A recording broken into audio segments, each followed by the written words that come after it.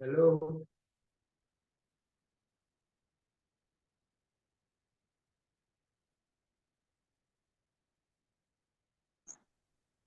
Good afternoon, Dr. Francis. Yeah, how are you? Fine, thank you, sir.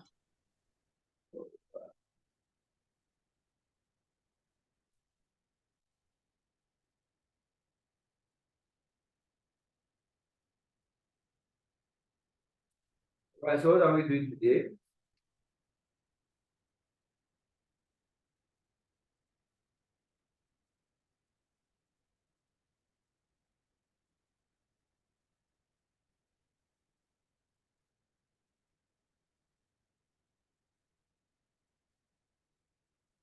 Hello. Good afternoon, sir. Afternoon, how are you? So what are we doing today?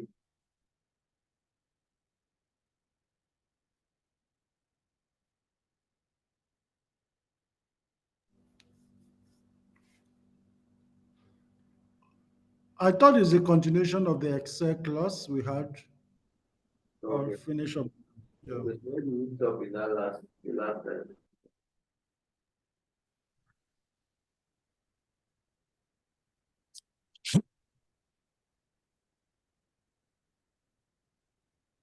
Where did we stop?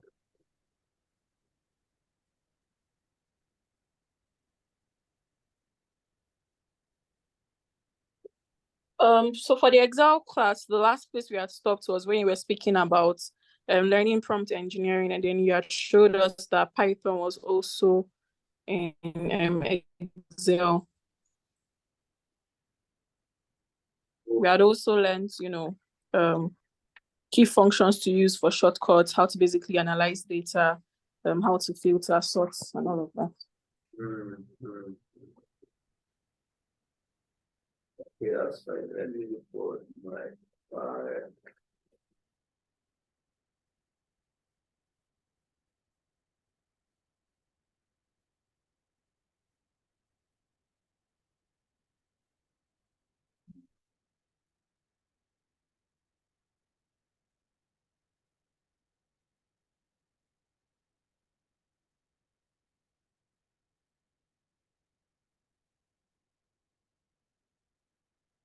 So we have seen how to do sorting and filter, right?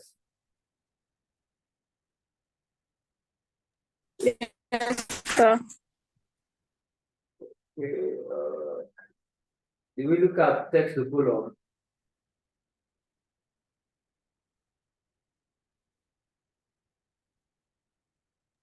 No, sir. No. No. All right, okay, that's fine. Okay. So I've looked at free space, conditional formatting, right? Sorting and filtering. Yes. So when we filter, don't paste on the same sheet, right? You paste it on the new sheet. Okay. Yes, sir. So sorting so text to column. So sometimes when you want to separate certain data, right? For example, we want to extract just the ID, but we want them separately. So we want maybe the branch name, the maybe branch name, the batch number, then ID number. You want to separate them in different sheets, in different columns. Okay. So what you can do, just highlight what you want to do, what you want to separate. Come to your data. Can you see your data tab? Text to column. Yes. Can you see that? Next. So when you say a delimiter simply means what is separating it? Is it a semicolon? Is it a comma? Is it a space? So what's separating it here? What is separating FUR from BO from the number? What's separating them? The hyphen. Hyphen, is it not? So I don't have hyphen here, so I'll click on what others. Then I'll type hyphen there. Can you see that? Is this what you want your result to look like? If your answer is yes, finish.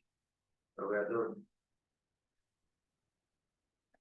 Same thing, imagine you had names and surname, right? You had name, so let's say you know how fancy Let me copy it from another place.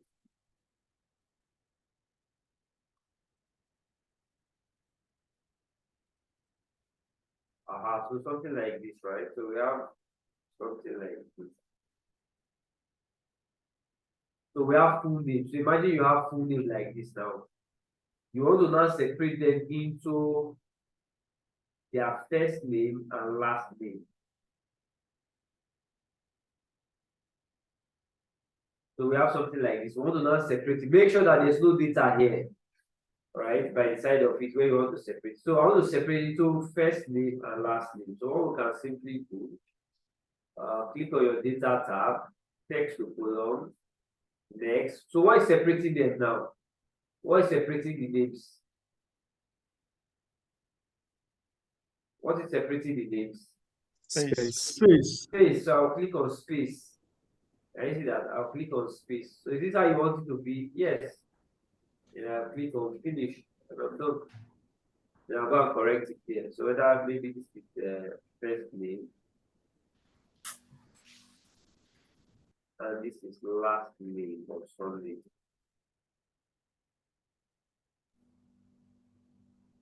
I hope you understand it now.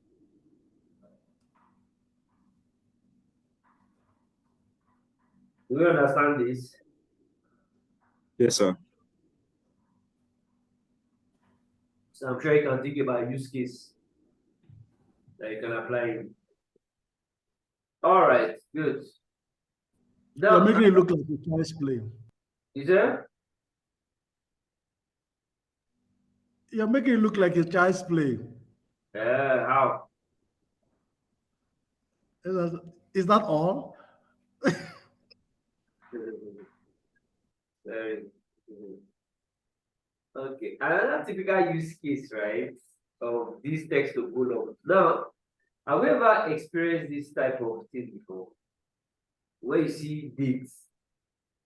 Well, these dates, some are on the right, some are on the left. Have you ever noticed that?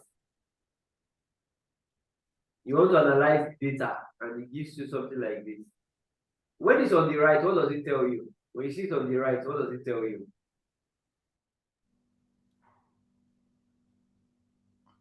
When you see the data on the right, what does it tell you? It tells you this figure, while on the right is text. That's what? That is the right one. When you see the data on the right, what does it tell you? On the right is the number. That is what? It's a number. It's an integer. Yes. One on the left is text.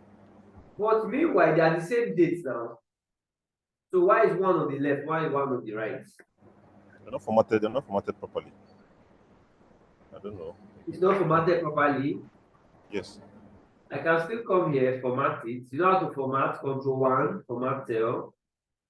So come to our date. So whichever way you want to format it, let's format it this way. So why is it that these ones will work, but these other ones will not work? They've not been formatted as dates. I formatted just now as date now. I did not see it. I formatted it as date. I formatted everything as date. So why is that happening? I think Excel is reading it as text and not The numbers. question is, why is Excel reading it as a text?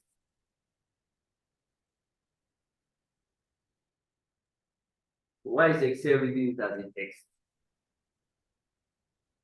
I think it's because of what is dividing, separating the dates. One is using hyphen while one is using slash. Okay. So if I write the date as 4/6/1990, right? So you are saying that if I put all of, so let's look for who to have slash there. You have anyone with slash there, or if I come to custom.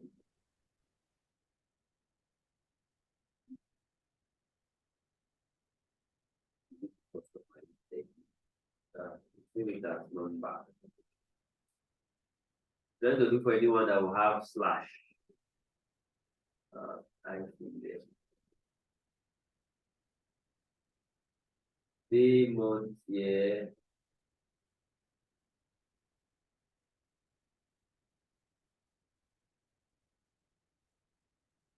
I'm going to check if our saving format that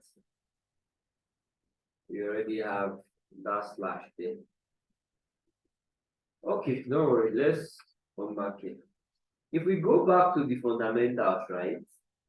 Okay, so even if I had written like this, so let's say 4, 6, 1990.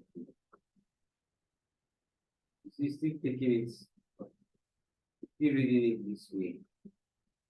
And another possible reason is that if you check your formats, your setting, you see my own region is what US, right? So let's say I had changed it to Nigeria. We have Nigeria there. We have Nigeria. Okay, we have Edo. Okay, let's say, let me format it. Did it change anything?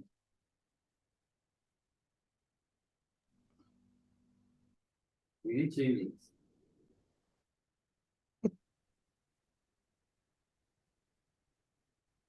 It didn't change, right? You No. did. It did. It So changed. it changed. So 1990. Yes.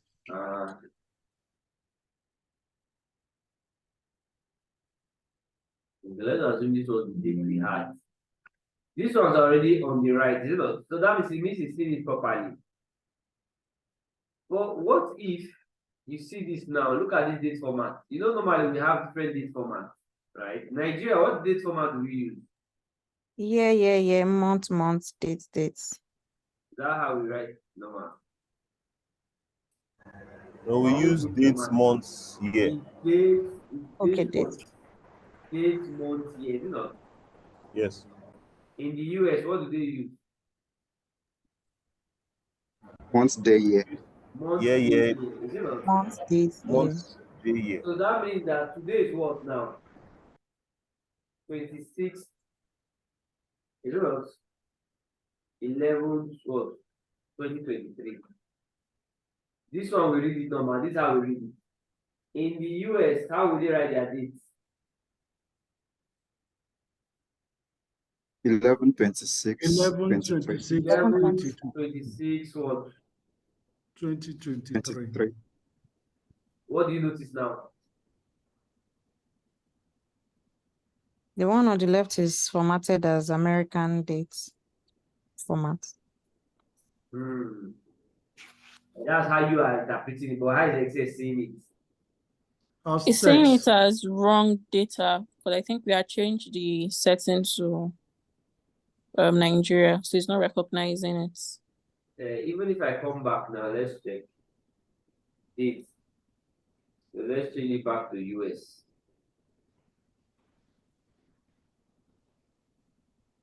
Where's US?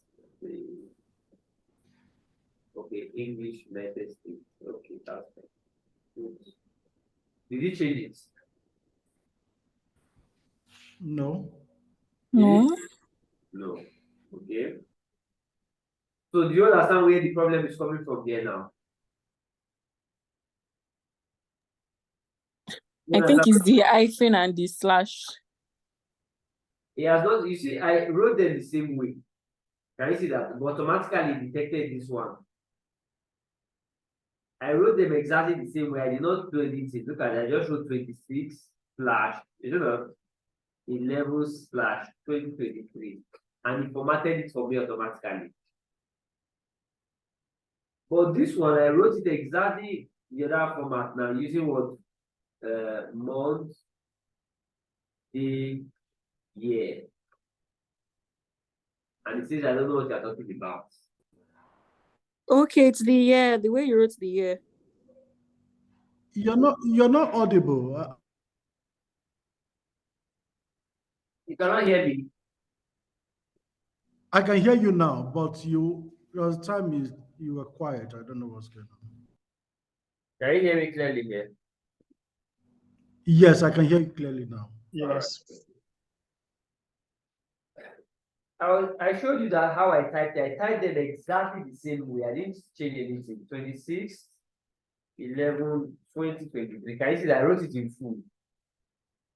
I pressed enter. He formatted it for me on the phone. I wrote the other one, 11, 26, 20, 23. It says that I don't know what they're talking about. So why this difference?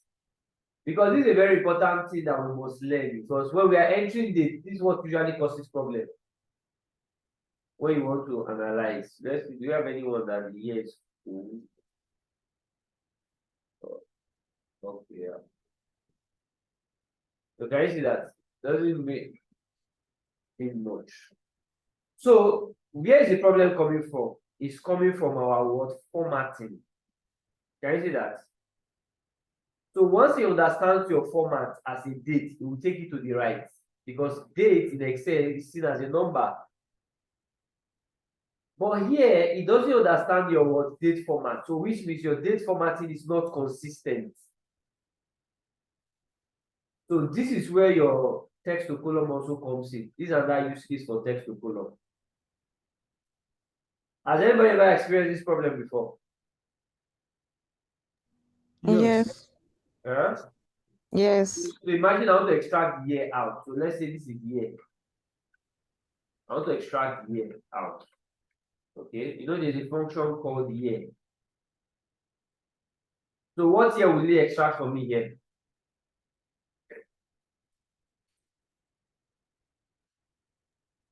What year will it should it extract from me? 1990. 1990, right? To extract 1990. That means I have to format it as a number so that I can see it. So number. Okay, so that's 1990. So let's run it down. At this point, let me take out. Let me run it again. Okay, good. So what's happening here? When you see this error, what does this one mean? Hashtag value, what does it mean?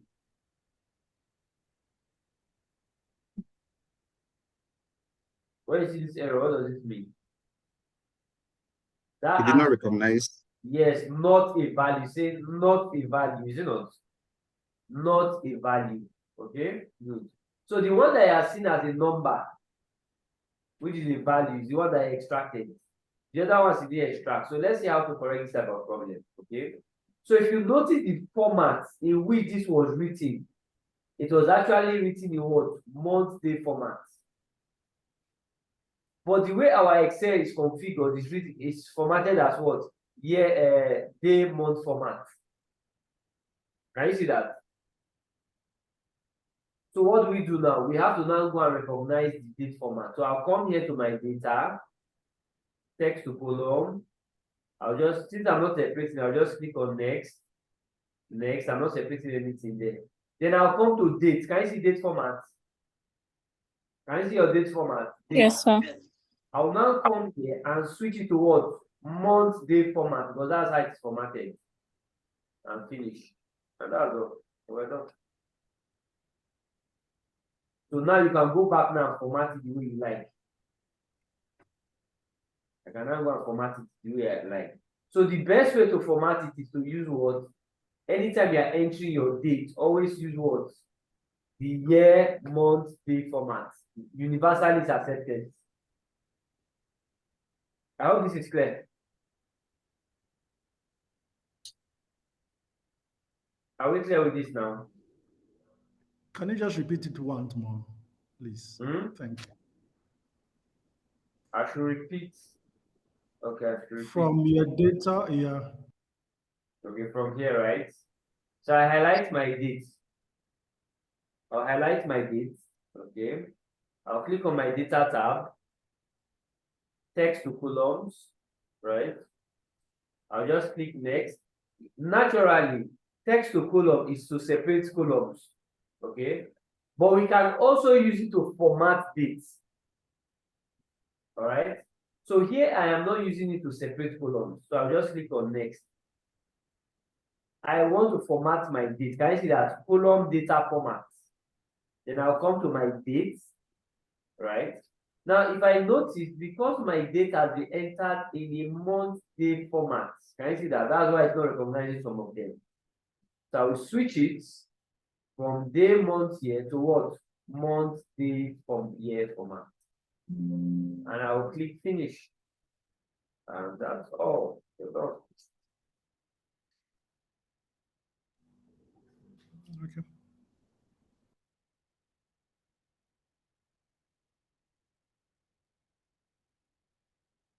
Is that clear now? Yes, it Yes. is. All right, great. Yes, sir. Okay, good. So what we have done here is the same thing, but the only difference now, instead of me extracting, I can just type out what I need. So for example, I want to extract only the number. So I'll just type 10001,798, right? So that's the number I want to extract. So if I want to extract all the other numbers, I'll just press Ctrl E to extract it out for me. So Control what, sir? Ctrl E, E for egg. Okay. It's called flash fill. It's called flash fill. Flash fill. So imagine here, I want to extract only the number here. But you know that if I extract the number, if I type 090-55, make sure it's exactly the same thing you are doing there. Now, but you see, I need that first zero there. So what do? I still need that first zero there. Remember how you enter phone numbers. I'll put the single quotation mark there. Then 090 what? 255. Is that not it? Is this how I want my data to come out? Yes. So what do? Control E and to extract everything out from it. Do you get that? Yes. So it's called flash fill. Flash fill. The same way if I want to extract, but just make sure that there's data close by, because if it's 5, you may not see it. So if I type here maybe October and I run it like this, Control E. Okay, this one was, you're lucky enough you found it. Same thing with the year, but most time try let it not be too far from me so you can see it. So if I type here maybe 2013, and I try to run that. Okay, we're lucky that I found it. Okay, so that's just how that's called your flash fill. Flash fill. Yes, Control E, flash fill. Same thing here, for example, surname. So this is the person's surname. We got, let's say, good. Okay. But in this other case, there's this other case, Van Hoff. So which is the surname now? Maybe Hoff is the surname in this situation.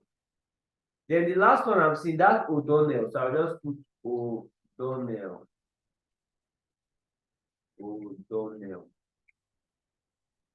So I think these are the various cases I have. So give me the different styles or format I can look out for. Then press Ctrl E to extract it out for me. So which means the first name is what? Claire. Okay, Claire, Darren. Oh, that's it. That's already seen it. Darren. Yes, that's what I want. And to extract it out for me. So imagine I want to get the email address. You know how you do your email address? Maybe it's, you know how to do a first name, then surname. At what? Which email do you want us to do? Which email do you want? At LBS. I use Gmail. Gmail. At what? Gmail. Gmail. Okay, .com, right? Like this. So once I've done Yes, sir. one, so if I want to create every other person's phone now, the same thing, I just come down, Control E to extract every email out. So that's called flash fill. Flash fill. It usually makes life easy for you sometimes. All right, I hope this is clear.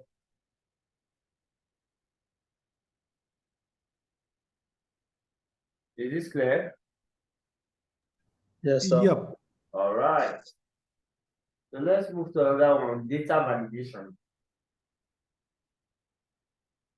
Data validation. Let's see.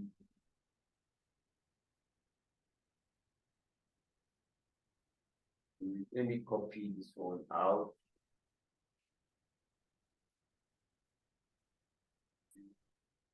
Are we done? Okay. Are we done?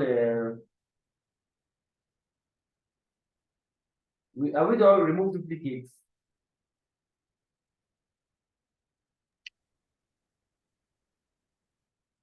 Remove. Do we do remove duplicates? No, sir. Okay. So let's do remove duplicates first.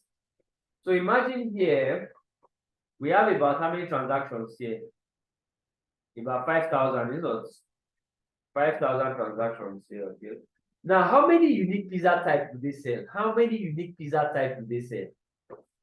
How many unique pizza types do they sell? How many unique pizza types do they sell? So somebody will count pizza 1, extravaganza 2, barbecue chicken 3, pizza counting, hot veggie 4. Is that how you count it?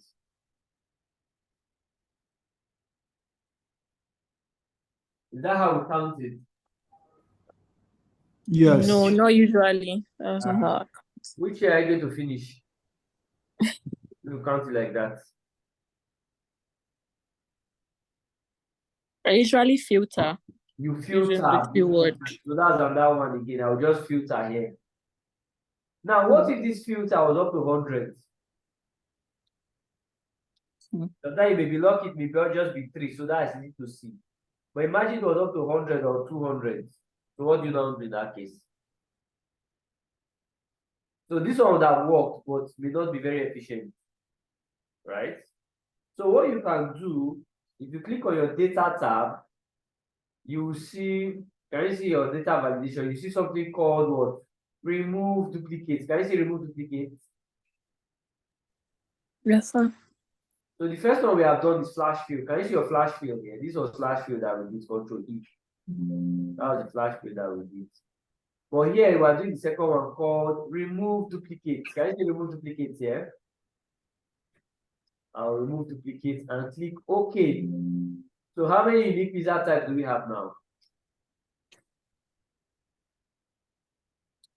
16.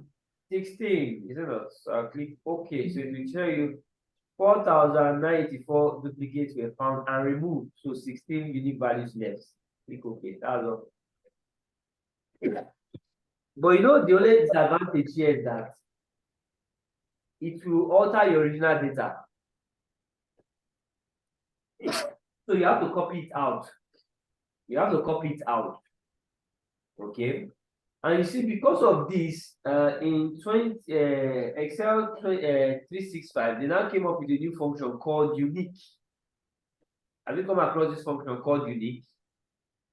So I can just select my array out, close bracket, enter. So that's it. You see, it does not alter my original table. It will just extract it for me. So that's called what? Unique. Or I can use what? Remove duplicates. Sorry, Can sir. you I get- didn't get that. Which of them did you get? Unique. Unique, okay. Did we get the remove duplicates first? Yes, sir. This Yes. one. Yes, sir. But this one will alter your original data, right? So here, what you can do, if I just type here equals to unique, can I see unique there? Then I'll select my array. You know what's an array? An array is a range of cells. So Control Shift down arrow, select your array. So I close bracket. That's all. I did that. Enter. I will extract it out for you. Those are now your unique. Is that clear? Yes, sir. Yes, sir. Right? Okay, good. Now, you know, sometimes, especially when you may be at work, at the office, while you have some people who are on the field, but what they do, they now enter the data, collect data based on the field, and send to you that you now do analysis or do your report. It can be a weekly thing. And you now notice that when somebody wants to type maybe extravaganza, someone can go and type like this, extravaganza. Can you see that? Somebody wants to type barbecue chicken, you put space, BBQ chicken. Someone wants to type pizza, you go and type pizza. Have you ever experienced this problem before? That the way they type it is different from the way we have it in our database or in our master sheet. The way you want to extract, Yes. sweating, Jesus, who is this person that typed it? Have you experienced that? Yes, sir. So that's why I say sometimes when you learn certain things, teach others. Because if you say you don't have time to teach them or show them what to do, you first of all do their job for them first before you start your own job. Okay, which means this is going to take you some time to click because you are going to see different versions. Even meter alone, somebody will just start with space first. Meter. Some will now use 3A. Some will now use 2A. Some will use just 1A.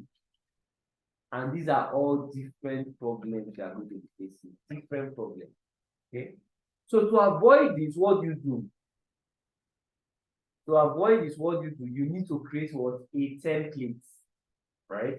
Since we know that in our master list, so if I have equals to unique,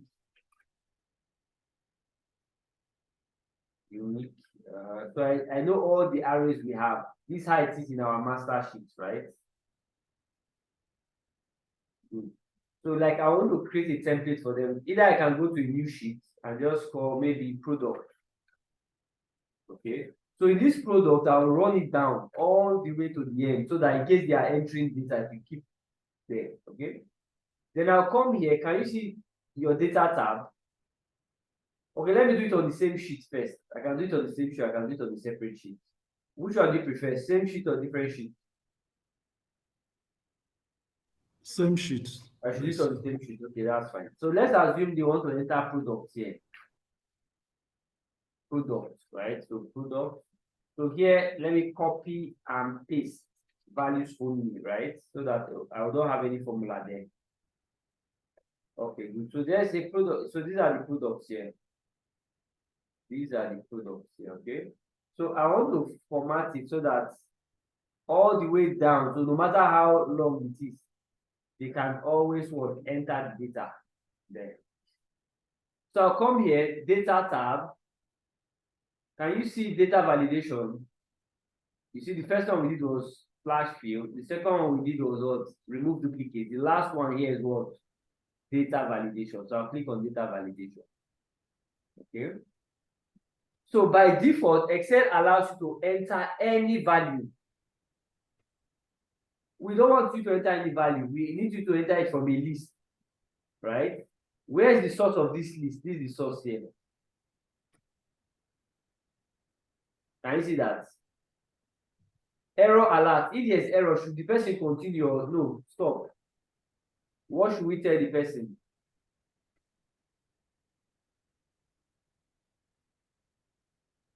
Check spelling. Eh?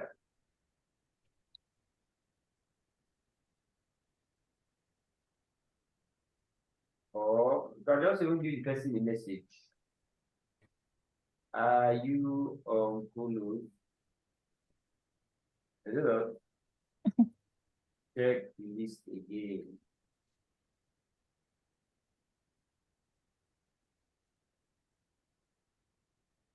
Or just enter the correct name.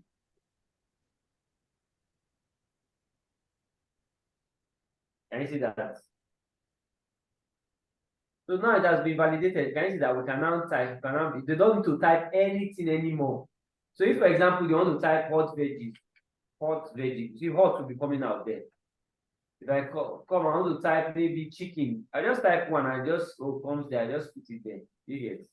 If they now decide to go and type something else that is not there, they put space. Barbecue space chicken. They still decide to go and type what they like. Can you see that? You give them error. Then try again. Then you go and select what the order is expected to select. So barbecue chicken. So that's it. So that you see all the way down, you don't type anything, you just drop and select. That's all. You see, there'll be consistency now. So if I want to analyze, this will be very easy. So it's just like creating your own word template. Okay. Sir, please could you take it again? I'm sure I really get it. But do you understand the problem first? Do you understand the problem? Yes, I understand the problem, sir. So which means you want to create like a template now, right? You want Yes. to create like a template. So where they don't have, they just only have, maybe they say unit 2. Is it not? So they will just enter the product that they sold, the product and the unit. You know, so I want to create like a template here for them. Yes, So sir. enter the name, I'll just select my list down. You know, so all the way down. So no matter how long they are selling, you will just keep entering it there. Okay. So what do we do now? I'll click on my data tab. I'll come to my what? Data validation. Can you see that? Data validation. Okay. I will have on my settings, I'll say by default allow any value, but no, I want you to enter it from a particular list. So I want to put it, allow it from a particular list. Okay. So where is that list found? That list may be found in another sheet. So maybe here, it's found in this sheet. So I'll now Control Shift down arrow. Can you see that? Control Shift down arrow. So I've selected the list. Okay. Error. In case there's error, what should I tell them? You want me to? Check again. Okay. So I'll click OK. That's all now. So you see now they'll just be entering and dropping. That's all. Okay, sir. I got that. Thank you, sir. Then just enter it. Even if they are typing and it's long, so just as I just type it, maybe I have chicken. So all the chicken, chili, the maybe pizza, margarita. Can you see that? And they'll be entering their values here. And they'll be entering the values here. 4, the sold 4, the sold 6, the sold 10. Now, when you want to now do your analysis, straightforward. Okay, straightforward.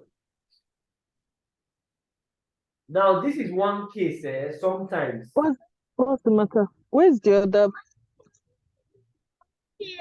Your what? Which Hello? button? Is there now? Can we mute, please? Sorry. Yeah. All right. Now, this is the other case where sometimes, you know, we are creating like a template, right? So that if you don't want anybody to now start tampering with it. So you remember we say avoid hiding. Is it not? This is one case where you can see people who hide. So that they can just, so you may not even know where it's coming from. They'll just tell you one sheet. But it's as if you're only using one sheet. But meanwhile, the other sheet is somewhere there. Can you see that? So this is one case where you see people can hide the sheet. Can you see that? Because that's where the master list is. So you can get it from the database or from your ERP, extract the unique values out, is it not? Create it in one sheet where you link it, and they'll just be picking it from there. That's all. And life becomes easy. Sir, I have a question. Yes, sir. Yes, sir. With this example now of creating this kind of template, if Yeah. we have a new product to add, do we have to discard Okay. that old? A new product has come now, right? Yes. So where is that our okay? So all right. Data validation.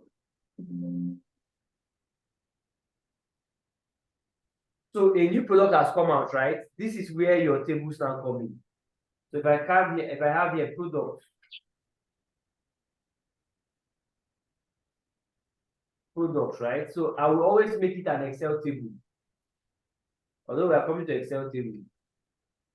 So let me call this so Control T. So my table has header. Okay, good. So let's look at this now, right? So where's our okay, so this is the sheet you're okay with, right? So this let's say this was the template you're okay with. Template. So we see here we have so let's assume we have come up with a new product now. Call any product now. Call any product now. Biscuits. Biscuits. So biscuit pizza. Biscuit pizza. Is it not? Biscuit pizza. So we expect that if I come here now and I check pizza, do you have anything like so let me see, can we refresh it? So let me see. Let me refresh. Okay, so template. So you're now saying if we now check biscuit, it come out.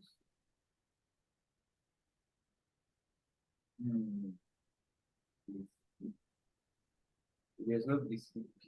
Okay, okay. So let me So I think it's because of the list. You know, when you highlighted the list, you stopped at just no.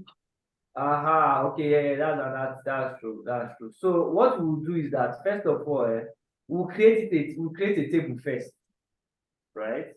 We'll create a table first, like this. Okay. So let me go back and try and wipe this out. Let me see, we have another. So let me call this one product, right? So let me call this product. Then you. So since I'm going to list this from here, I'll make sure this is the table. So anytime I'm adding any new product, it should update automatically. But let's test it first. So I'll run that. So come to my data validation, list. So this is my list. Is what now? So this is my list here. Now, what if I can call here? Let me see. If I call it product, let me see. Did I name my table? What if I call it product? If I call it product, okay, product. So let me go and test it now and see. So I'll come to my data tab, data to list. Now this is my list. I want to call it product. Will it allow me? No, we use it as product. So let me go back to my list again and check. So data validation, list. So let me go and select it from this. Here.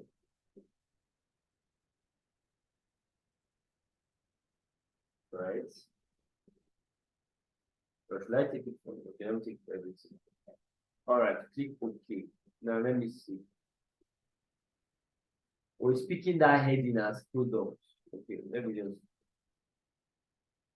Now you are not asking. So what if you now add a new product here, right? So let me say, let's call it. Let's say meat pie.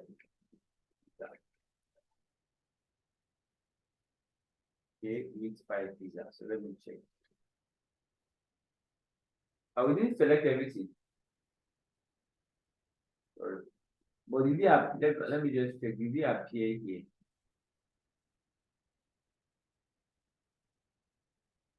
Meat pie. Let me see. Did it appear here? So let me see. What if I had refresh more? This one.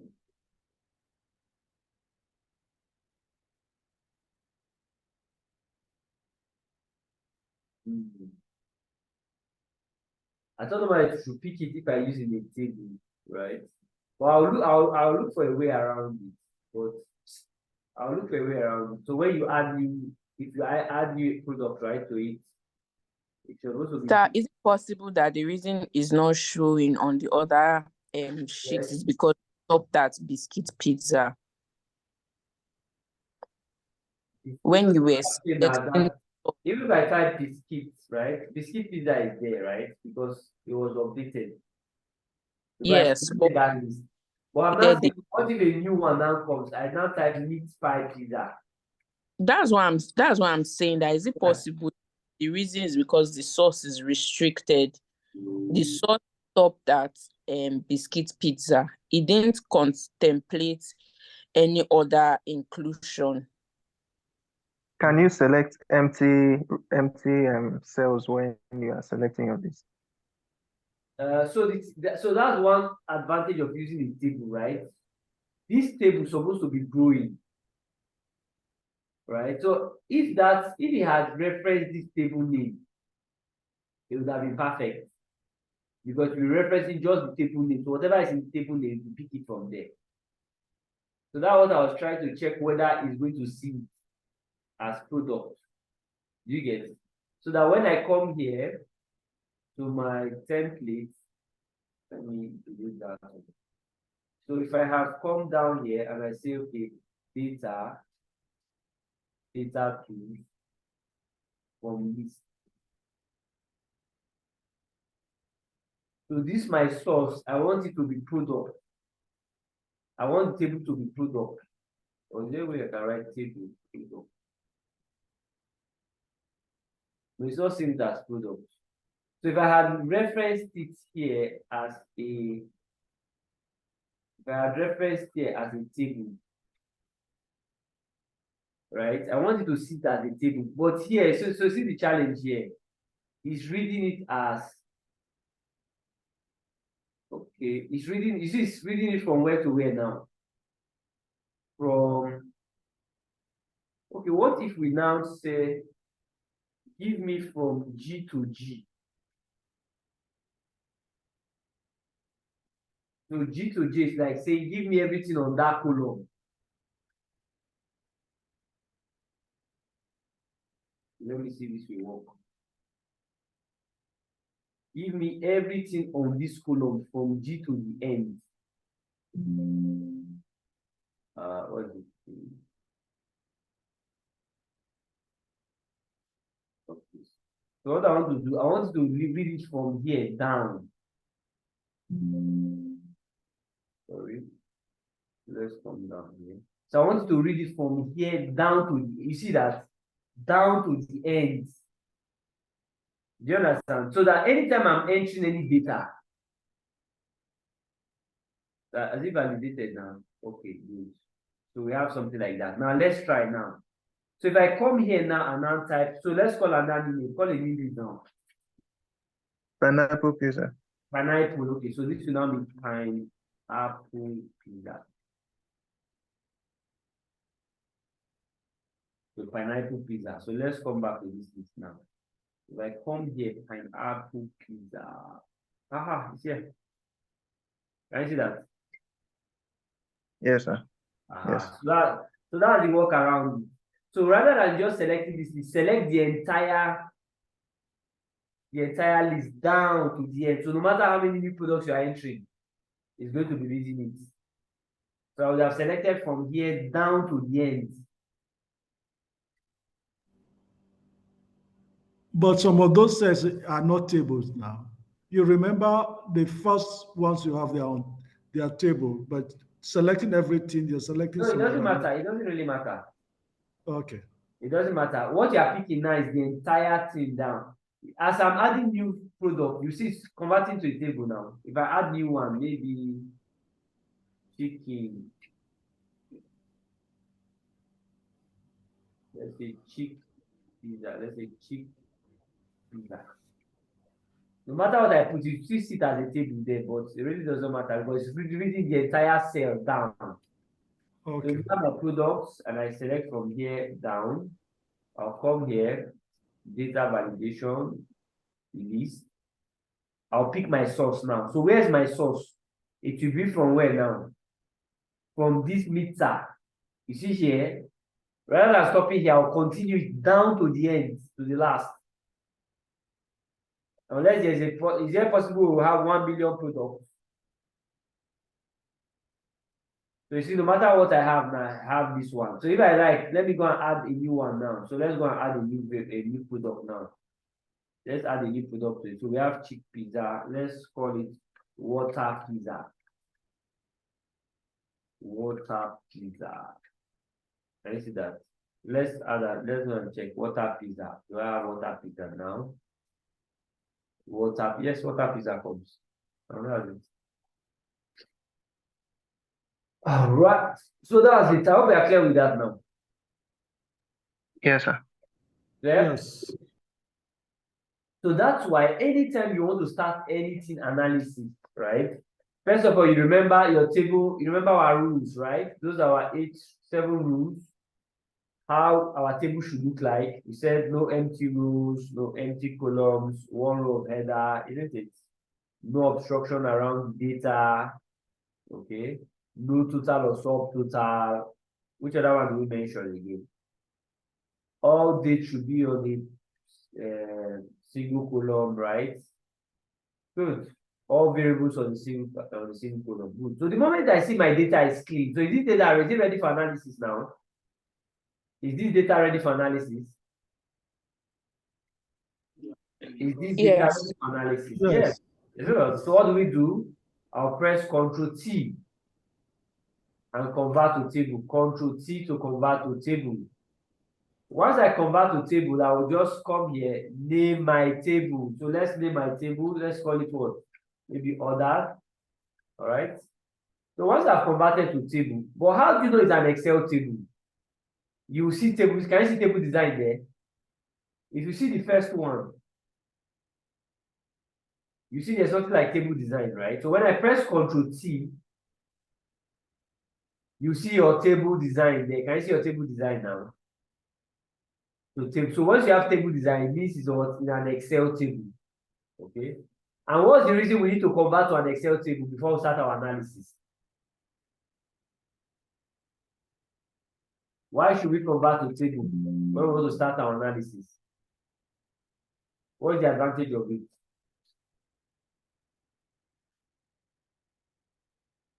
What's the advantage of it, converting to table?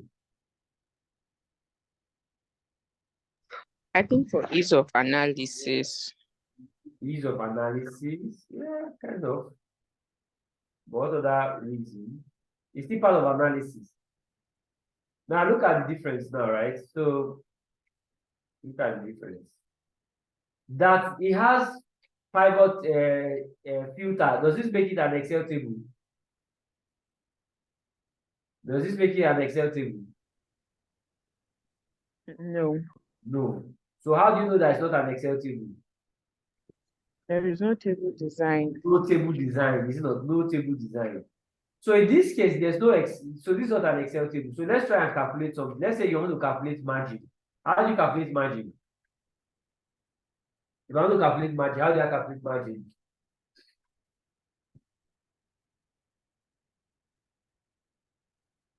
If I want to calculate the margin, how do I calculate margin?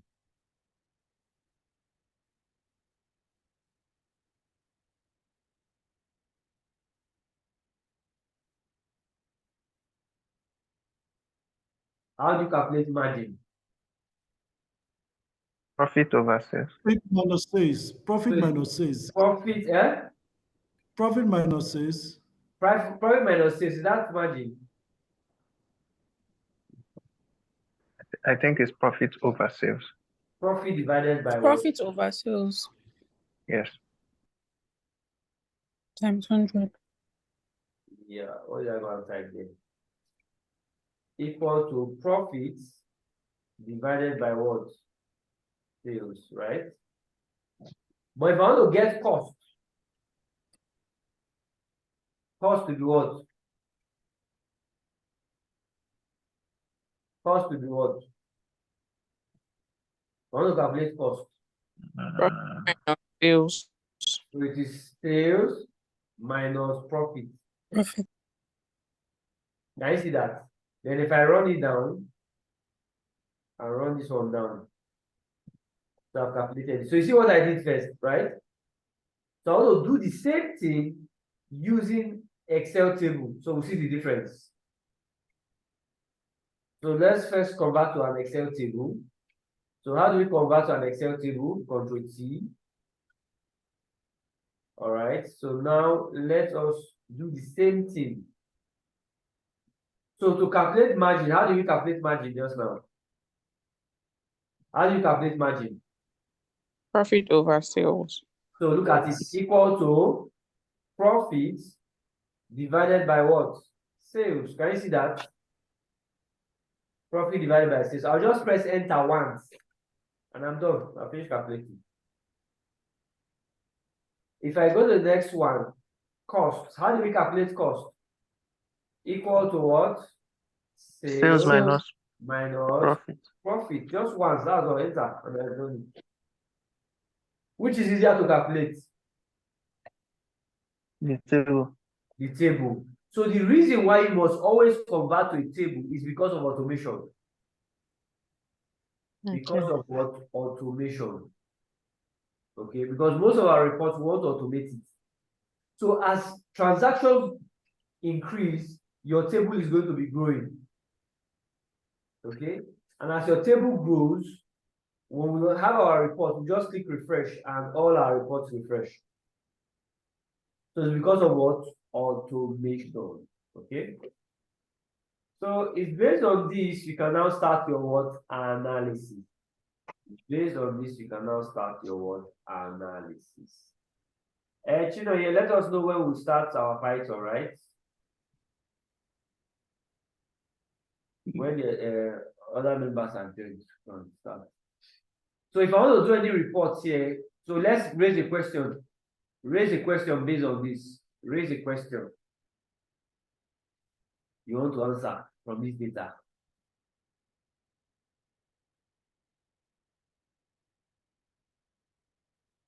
What question do you want answered from this data? Or let's use a smaller data set, maybe data analysis. So let's use the smaller set. So the first thing we'll do here is, what's the first thing we're going to do here? Convert to table. Convert to table. So how do we convert to table? Control T.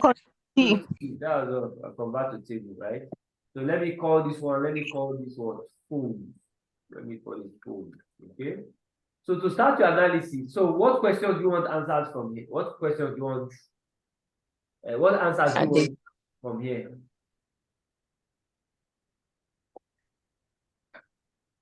So put in the question for. Phones were sold in store. Okay, you want to know what? How many phones were sold in store? Okay, so how many phones were sold in store? Is it not? How many phones were sold in store? So, how many phones? Now, based on this question that you have, sorry, phones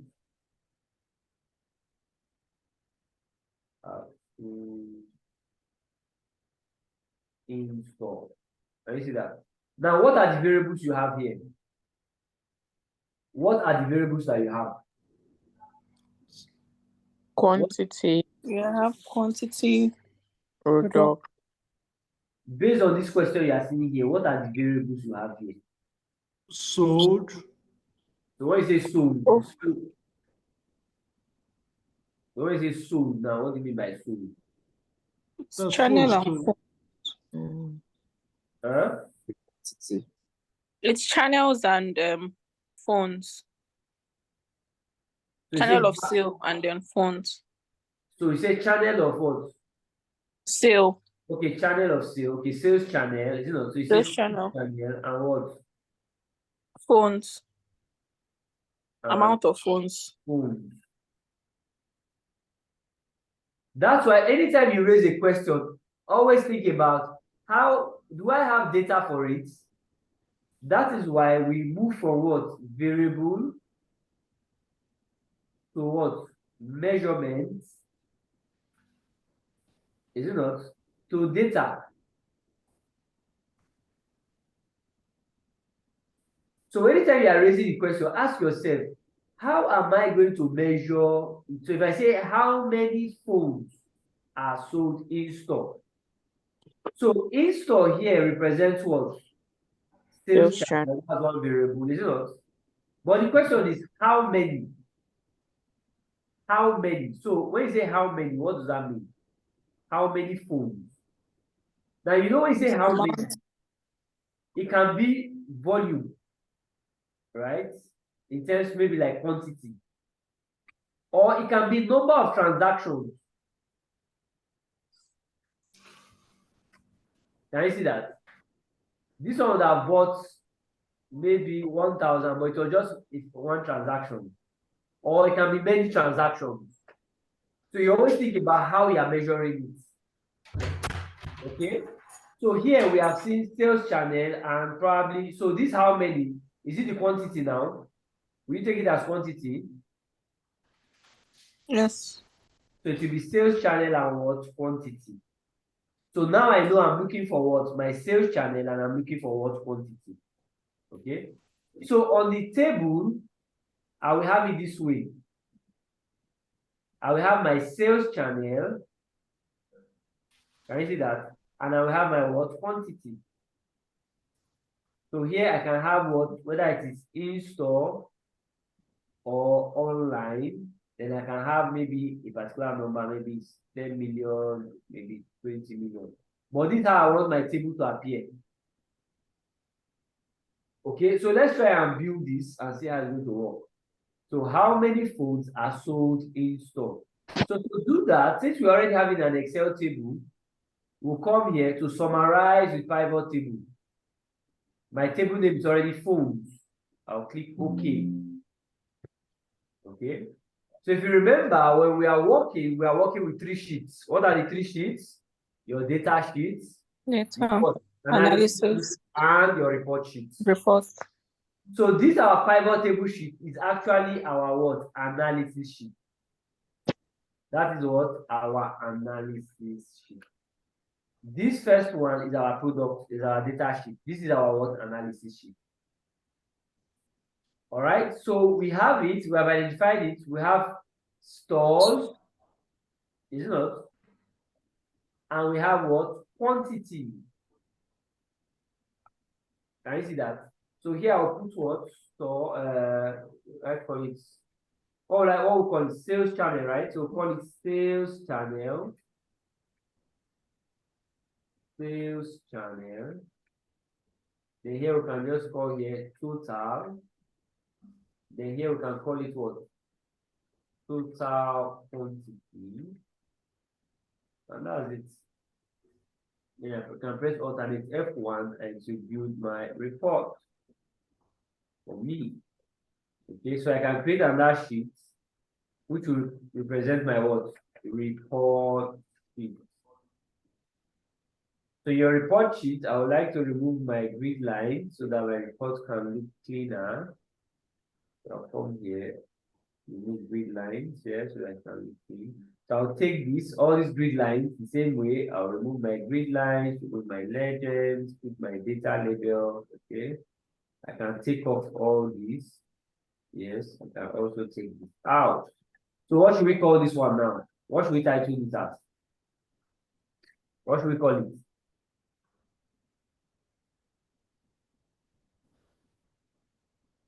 Yes? What should we call it? Sales.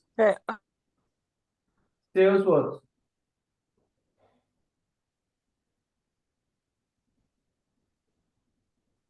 Per channel. Sales. Okay, sales by channel. Okay. Sales by channel. Okay, good. And what was our interest on? In store, how many In phones were store, sold? you know, so in store, what we can do here, I can just make grid out. Since it's in store, so we're interested in in store, right? Yes, sir. Then I can now put here, maybe give it green or maybe red or maybe yellow. But this way our attention will be focused on. And I can take this out and take it to my report. Can you see that? If I don't want those borders, I just click a borders, no line, and it will look much cleaner. All right, I hope this makes sense. Yes, it does. Yes, sir. Right? Okay. So that's how you normally do your what analysis. So maybe before next week, try and do about 5 and try and do your own report and let's see how it works. They will not teach us other things that you also need. All right. I hope this is fine. Chinonye, can we go ahead? Can we speak to Python now? Yes, sir. You can. So please, for our new people, please bear with the horror movie. I done with cartoon, is it not? I done with the Cartoon Network. So let's move to horror movie.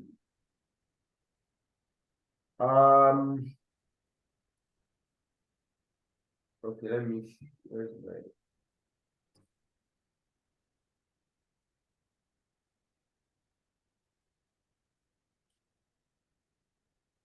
let me share my screen.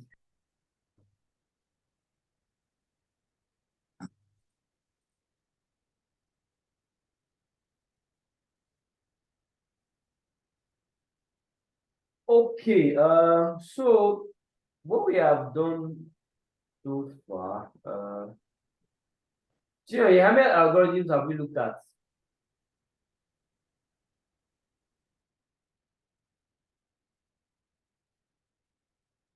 Can you see my screen? Yes, sir. So how many algorithms have we looked at?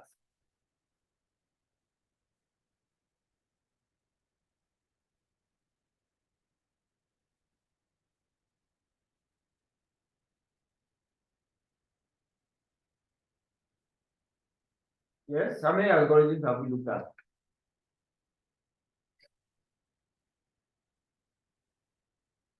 So if we remember, right, what we are dealing with is machine learning, isn't it? We are dealing with what? Machine learning. Okay. And you know what we are trying to achieve with this machine learning? Okay, 2. Okay, that's fine. So what do we say machine learning is? What do we say machine learning is? What do we say machine learning is? Machine learning. So when you hear machine learning, what do you understand by machine learning?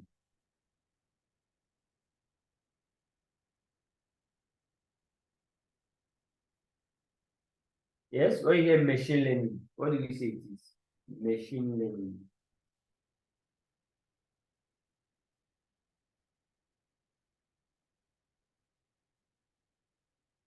Hello.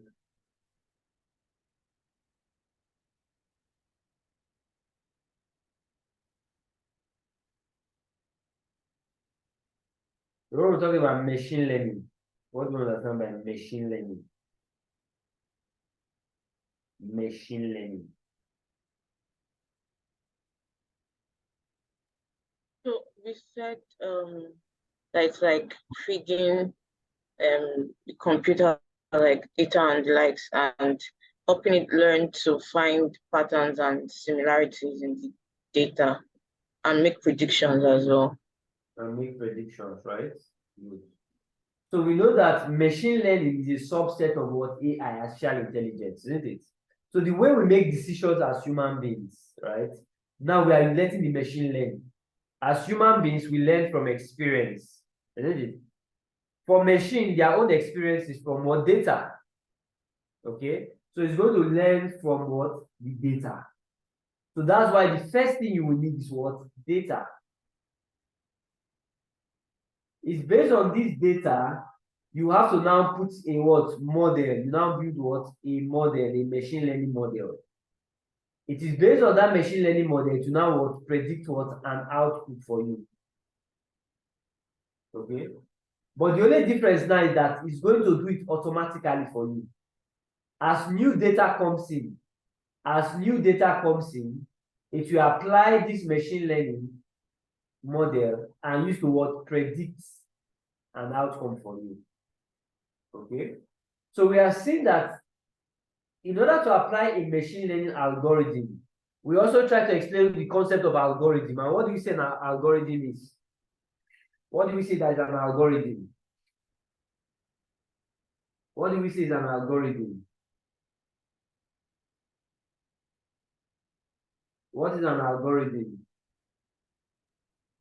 Algorithm is like a set of rules or tasks to follow step by Yes, step. it's step by step, is it not? Task you will follow. We gave an example of when you're making tea, is it not? Some people have different ways they like their tea, but it's almost the same step, is it not? At least the first thing we need is water to boil the water. So some will prefer to put the tea bag first before they pour water. Some will prefer to pour the water, then put the tea bag. Some prefer to put the salt, put tea bag, put water, then milk. Some prefer without it. But at the end of the day, the same step we're looking at, okay? So which means when you are looking at an algorithm, right? The algorithm you apply, again, depends on the model. And that's why we say if we build a simple model, our Y represents what? What's our Y? What's our Y?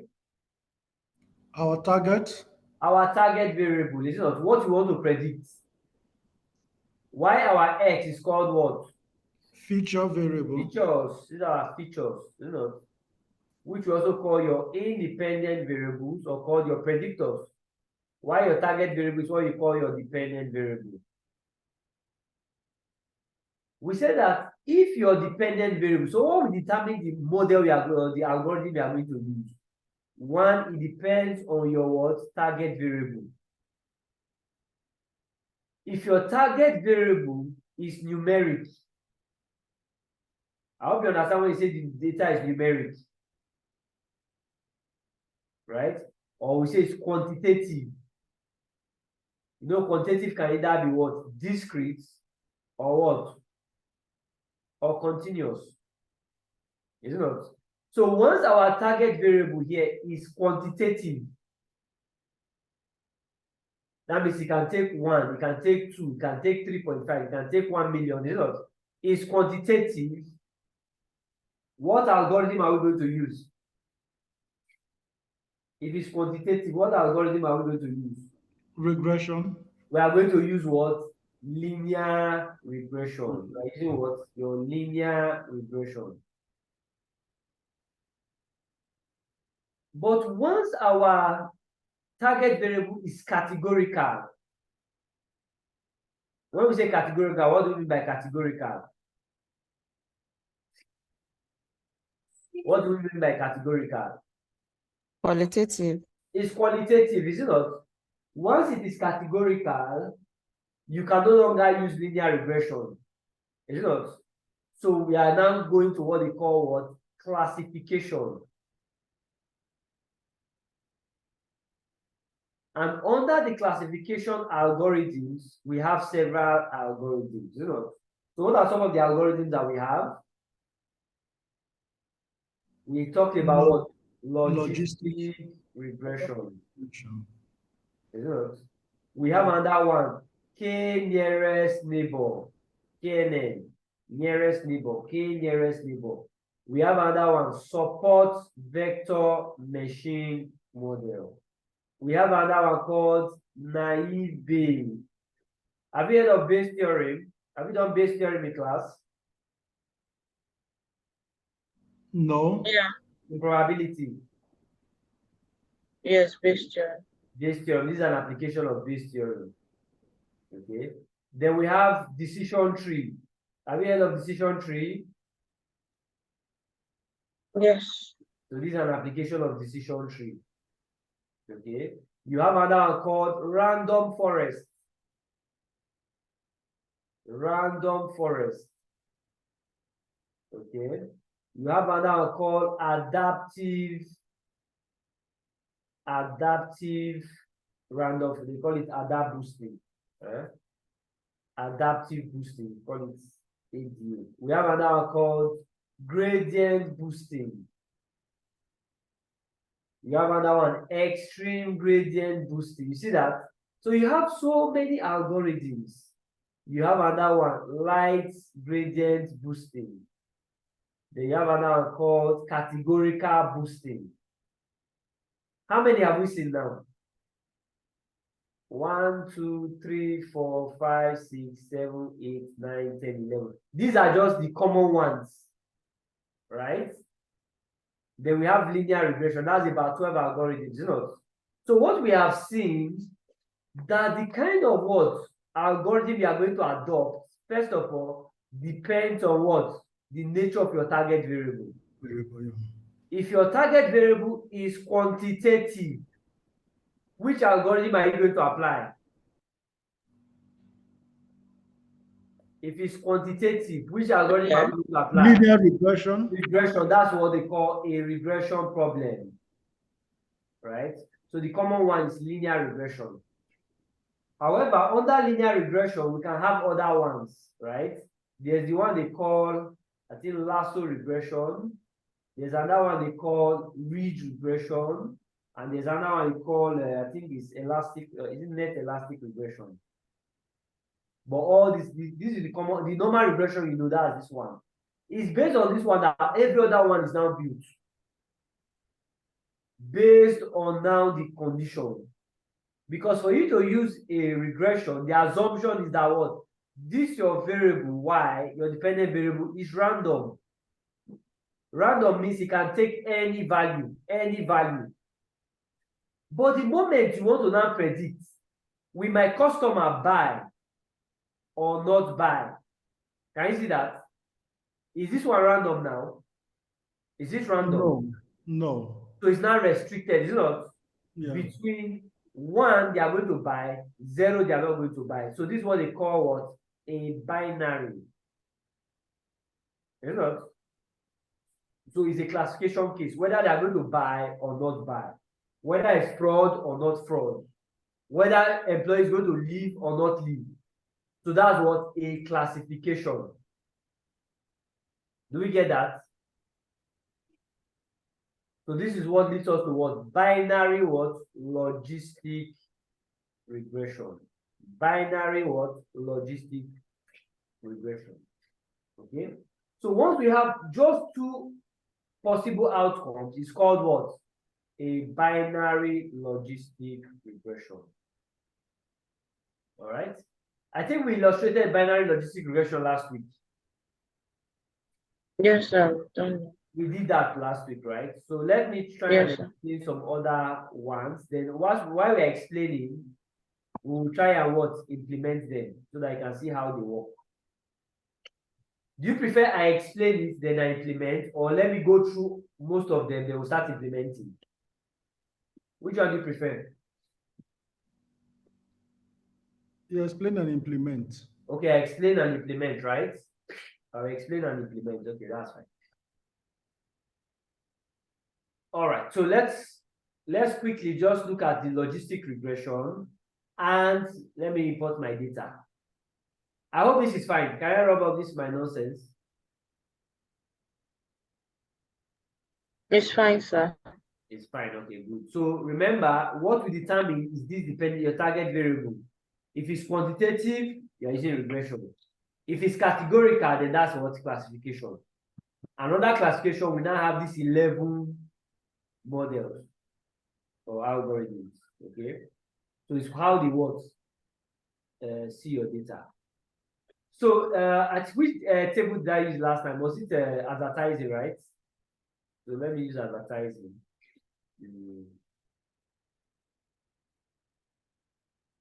All right, so the first thing we would like to do is to import our what? Libraries. What libraries are we using here? So let's bring in pandas. And let's bring in import numpy. So let's say pandas as np. Then we have here numpy, pandas as pd. Numpy as np. Okay, good.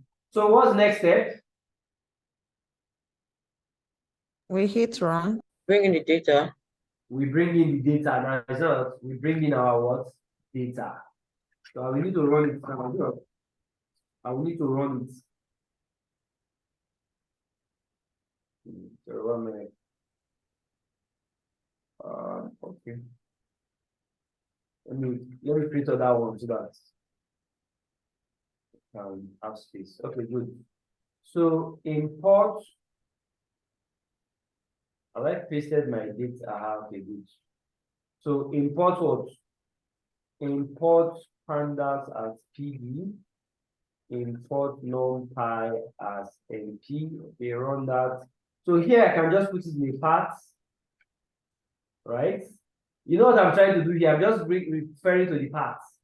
So I can say df, that's df stands for what? Data frame equal to what? PD dot what? Read what? What type of file is it? Is it an Excel file or a CSV file? A CSV file. CSV file. Because it's a CSV file, read CSV. Then I'll call the path. Can you see that? I'm reading this part here. Can you see that? So this part is equal to this. You know that like in mathematics, they'll say if x is equals to 5 and y is equals to 5, therefore x is equals to y. Do you understand that? That's exactly what we are doing in programming. We have defined this as part. So this part is this, and since this part is this and this is this, therefore this is equals to this. So that's what we are just trying to do there. Okay. So when I read it, df. Good. So what's our next step? What's our next step?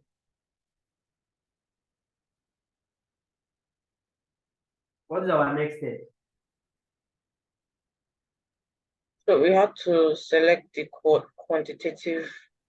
Yes. So remember, you need to build your model, isn't it? Y as a function of what? X. So what is my y in this case? What is my y? What is my y here? Sorry, sir, I have a It was question. just Yes, go ahead. This y is equal to a function of x is what Yeah. formula exactly? It's just a general model. It's just a general model. So It's for just, every time you want to do an analysis on Python, you have to have a question that y equals to a function of x can answer. yes, when we want to build our model, when we are trying to build a model. So just So imagine, let's imagine now, you are trying to find out what is driving our sales, right? What industry are you in, or what department are I'm a you? lawyer. This is Oh, Simi. you're a lawyer. Okay, lawyer. Okay, lawyer. Let's say lawyer, eh? Let's say you're a lawyer now, right? You know, when you take a case, it's either you are going to win or lose that case. Mm. Is that it? Either you win Mhm. the case or lose the case. Or do you have draw in a case? Do you have draw? It's complex, but it can happen. But yeah, Oh, it's we know. possible. You know, like football, you can have win, draw, loss. But in most court cases, either you win or lose, abi? Mm. Good. So it means my target is that when a client comes, they narrate the problem for you. Is it not? Mhm. You're already thinking, the first thing you're thinking, can I win this case or not? Is it not? Mhm. But there's a chance that you can win that case, is it not? Because Mhm. by the time you see the case, the facts of the case, you can say, oh God, this is your problem, pass me. Isn't it? So you have already Mhm. calculated in your mind, what are those factors that will drive whether we are going to win or lose the case? So if I'm interested in winning the case, you know, so most time we're interested in winning 1, you know, otherwise 0. Can you see that? Mhm. Binary outcome. So which means my y, what does my y represent to you now? What does y represent for you now? The What does y case. represent? Y represents what? The chance of me winning the case, is it not? Mhm. Is it not? Mhm. Which is a function of what? What are the factors that will make you win this case or lose the case? Okay. What The are fact, the the evidence, the law, the law? Okay. What again? evidence. Evidence. What again? The facts itself. That can be, would that be evidence or maybe witness? That will still fall under evidence. Okay, for that will still fall under evidence. Okay, that means Yeah. evidence. Let's break it into What facts. about the judge? Facts. You said judge, right? So let's Mm, take facts, the witness, right? They say the Mhm. judge, is not. mm, So what have we done? We have come up with a model. So that's what we summarize as y as a function of x. So this means what's our target? Oh, are we going to win this case or are we going to win this case? This one is called our features. What are those things we need to consider? The law, is it not? How complex the law is? Is there a preceding case? Is it not? What is the fact do we have? What facts do we have? Is it not? Which witnesses? How credible are our witnesses? Then the judge, is it not? So it is based on this, we now go and look for the data and now check based on the past case. So you know how you guys read your cases, past cases. mm. Based on this, you see that sometimes they win, they lose, win, lose, win, lose, win, lose, is it not? So now Yes. based on this new case, you now put in your what law represents that, what evidence, what facts do you have, so you now think about how to apply it, but you need to get data for it. This is an abstract form, but it's how you get data for it. So you now apply a machine learning. So now we are going to get data. So in this case now, what's our y here? What's our y here? Win. What's our y here? Win. The chance of winning. Yes. So in this case now, this is our table here. Okay. What will it now be in this case? So I don't know what we're trying to solve for here in Okay, this so case. look at the feature, look at all the table, look at all the things we have here now. Time spent, age, area income, daily internet usage, ad topic, city, mail, country, timestamp, click on ads. So what do you think is the problem statement here? Maybe. So that's why most time you have a problem statement, right? A problem statement. A problem. And this is what you are learning in your ABP. Is it not? This is what you are learning in the ABP. How to look at a problem, go to the root cause of the problem, have a step-by-step guide, is it not? Or what I'm going to do to arrive at the final decision. This machine learning model is just it's a decision, what will I call it? It's just to aid in your decision, right? But here we need now the data to now analyze. So this is the analysis stage in that your ABP process, right? In decision making. So here, what's our target rate? What are we interested in finding out? What are we interested in finding out? What are we interested in finding out? I don't Our know. chance of winning. No, look at, we have explained that we have used law to explain it, right? But we are saying looking at our data that we have available, this advertising data. What are we interested in looking for here?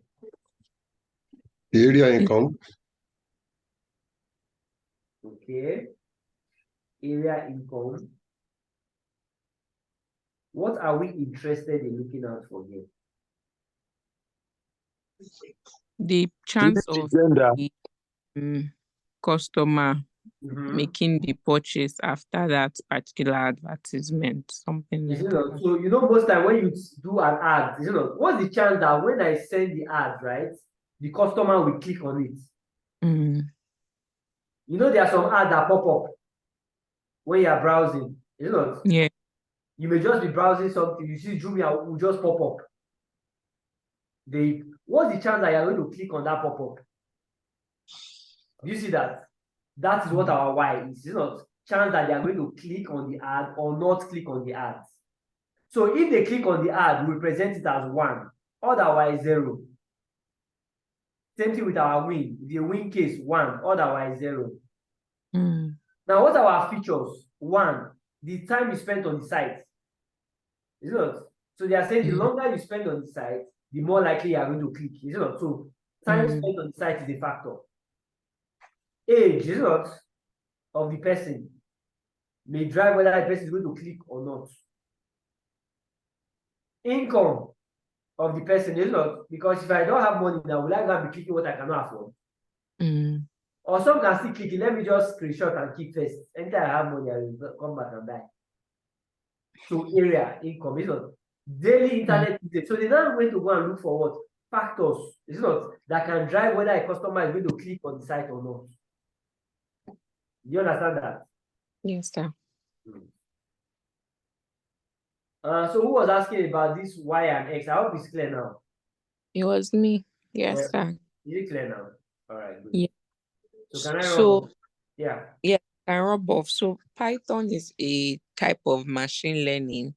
I thought machine learning is a tool. Is a tool, right? To enable you to implement machine learning, yes. and this Jupyter is a software we have to download. Yes, it is software. So you go and download Anaconda. You look for Anaconda. So inside the Anaconda, you have the Python, you have the Jupyter notebook there. Okay. Thank you, sir. Okay. So what you can even do, so no matter your own field, right? Whichever field you are in, right? So let's say you are in, so if it's law now, let's check. So whichever field you are in, you can easily go and check how a use case for it, right? So just say machine learning.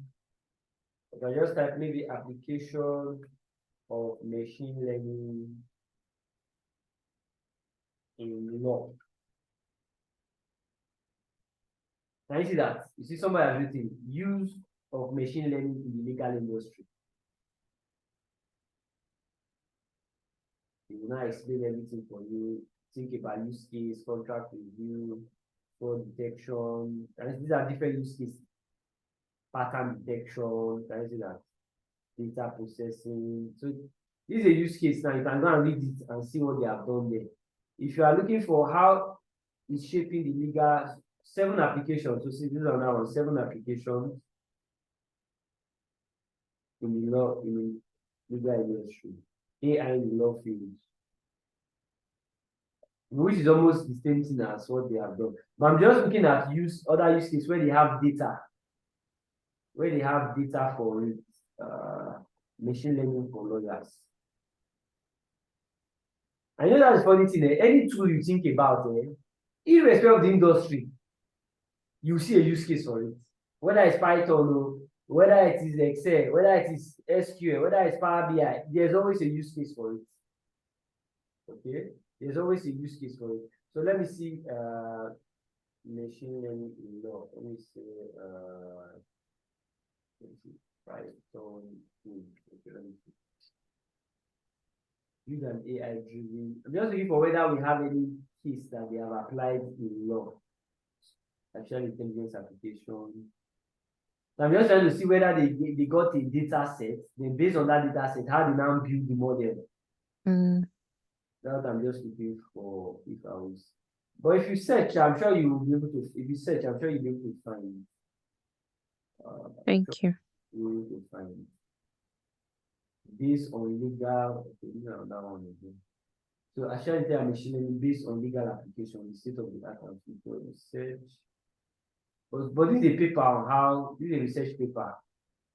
So you can see now. You can see what domains of AI. You see where machine learning now falls in. So subdomain of AI is your machine learning, which provides machine with the ability to what learn automatically and advances from past experience. So you are just using past data to what make what predictions. That's just basically what you're seeing. Okay. So by the time you read through, I'm sure you think about your. So that's where when you are aware of all these things, you now start thinking about are there use cases where I can actually apply it in my own field. Okay. Which I don't think many people will think about, right? Because most lawyers say what concerns me with programming. But funny enough, you start seeing before like HR, you will not think HR is an analytical role. But now, NTHR now you need what? analytics with it. Okay, so that's how most fields have now been evolving. So in this case, our target variable here is what? Clicked field, is not? Is clicked on ad. So that's our target. So what's our X? What's our X? What is our X? Age. Yeah, so another thing again you should take note of. Another thing again you should take note of is that when you look at your X, right? So let me say run the DF again. It's all out these other features, you know. But please take note, you cannot use text to run regression. You must always think about how to convert it into a number. So like this, yes, clicked, no, not clicked. You know, so they now converted it yes to 1 and not clicked to 0. So that's how when you are selecting, you only use what? The ones that are numeric. If not, you have to go and convert it. Okay. So if I have df.column, so let me look at all our columns. So here, our columns, let me select up to where now? So we can see df.heads. So we can see the first 5 heads. Okay. So here I can select daily, age, area income, male. You see, like male or female, but they interested in males there. Okay. So which means if I want to have my X equals to, let's see, or another thing you can do is to select. I will now have to drop some of them. I will now drop some of them. So which one am I dropping now? Which one am I dropping? So I'll select daily time spent on sites, age, area income, daily usage, add topic, I can drop add topic, city, I can drop city, then I'll take mail. I'll take mail, sorry, let me move that. I'll take mail. Daily spend, what is a key error? So what's the problem there? So I can just take that. All right, so if I look at my X now, can you see my X now? So they must all be quantitative like this. But the only difference now is that if you see my Y, in as much as my Y is a qualitative data, but I've assigned it as 1 and 0. Can you see that? So which makes it also what? Quantitative. Do you know that even a picture, do you know a picture is also made up of numbers? You know a picture is made up of numbers. The picture, the way you see it, you are just seeing as an image. But computer sees it as a number.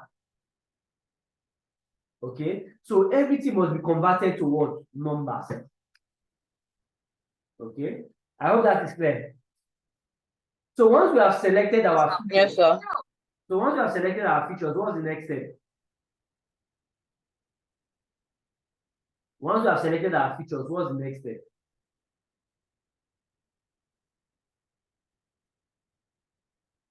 Once we have selected our features, what's the next step? Yes, Test trains. you will need to split it into the train and what test. We need to split it into what? Train and test. So how do we do that? From what? SK what? So the library is called sklearn that helps you do that. Yeah? Dot model selection. What do you want to do? We want to import what? Train, test, what? Split. Now all these ones, you can bring them in front. You know, at the beginning when we're importing them, we would have brought in all our libraries here. We can bring all the libraries you need, but let me just do them step by step so you can see them. So, see how it works. Okay. So train, test, split. So what do we want to do here now? We want to what? Have our what? X train, X test, Y test, Y test and what? Y train. Okay. Then to do that, we want to pick X train. So you know what we are trying to do there, right? That's our X and Y. We are breaking it into two parts, train side and test side. Because train means that you want to go for exam. I give you all the exam questions. You go and practice and go and write exam. It's as if you have learned it, is it not? So that's training. But the moment I go and change one question or just change one part, you just fail the entire exam, which means either if you have trained, but you have not really practiced very well. So I want to give you data to test. Okay, if you perform well, then I can say, okay, go ahead, go and write the external exam now. Let's see whether you're going to pass or not. Because the objective is to what? Improve our what? Accuracy. Okay, so we have to do the train test. So what do we now do in that case? We now use what? Train test what? Split. So we are training our what? X, Y, is not? Then our test size. What test size are we using? What test size are we using? Remember, it's 20, 25, 75, 20, 80, 30, 70. So what will be our test size? What test size should we use? 80-20. 80, so our test size is 20%, is it not? Then random state. A lot of 20%. Yes, yes. So random state, in case you are using take any random number. So like any random number, I can put 2, I can put 1. So if you just pick in the random number there. Sir, please, is it okay if we use 25%? Anyone, okay, that's fine. I can change it to 25%. Yes. I can change it to 25%. That's fine. 2%. Yeah, so which means you are training the data with what? 75%. You are going to test the data with what? 25%. Okay. So the next thing we can do, what's the next step now? What's the next step? What's our next step? If you notice that some are single, some are double digit in 100, some are in thousands. You know? So what we would like to do is to standardize it. Okay, we want to standardize it. So to standardize, we can still use the same from what? sklen dot what? Pre-processing. We are going to import what? Standard scalar. It's called standard scalar. I hope that's clear. Okay, so that's good. So import standard scalar. So what we want to do, we want to standardize it. So we can standardize the standard scaling. I cannot use SC there or any other one you want to use. Or maybe I want to standardize my what? X train data. Okay. So I can now say scalar. Standard scalar. So this is standard scalar here. So standard scalar. So let me call it as an instance. Okay. So anytime I want to run standard scalar, I'll be using what? Standard scalar of my what? Features X. So I'll do the same thing for my train. So anything I do for my train, I'll do for my test. So to scale it, what do we do? Standard scalar dot what? Fit. Fit what? Transform. What am I transforming? My X or train. So I'm standardizing it, right? Whatever I do for my train, I must do for my test. So I'll come here and do the same thing for my what? Test data. This for my what? Test data. My test data. So I think that's all. So now if I run my X train now,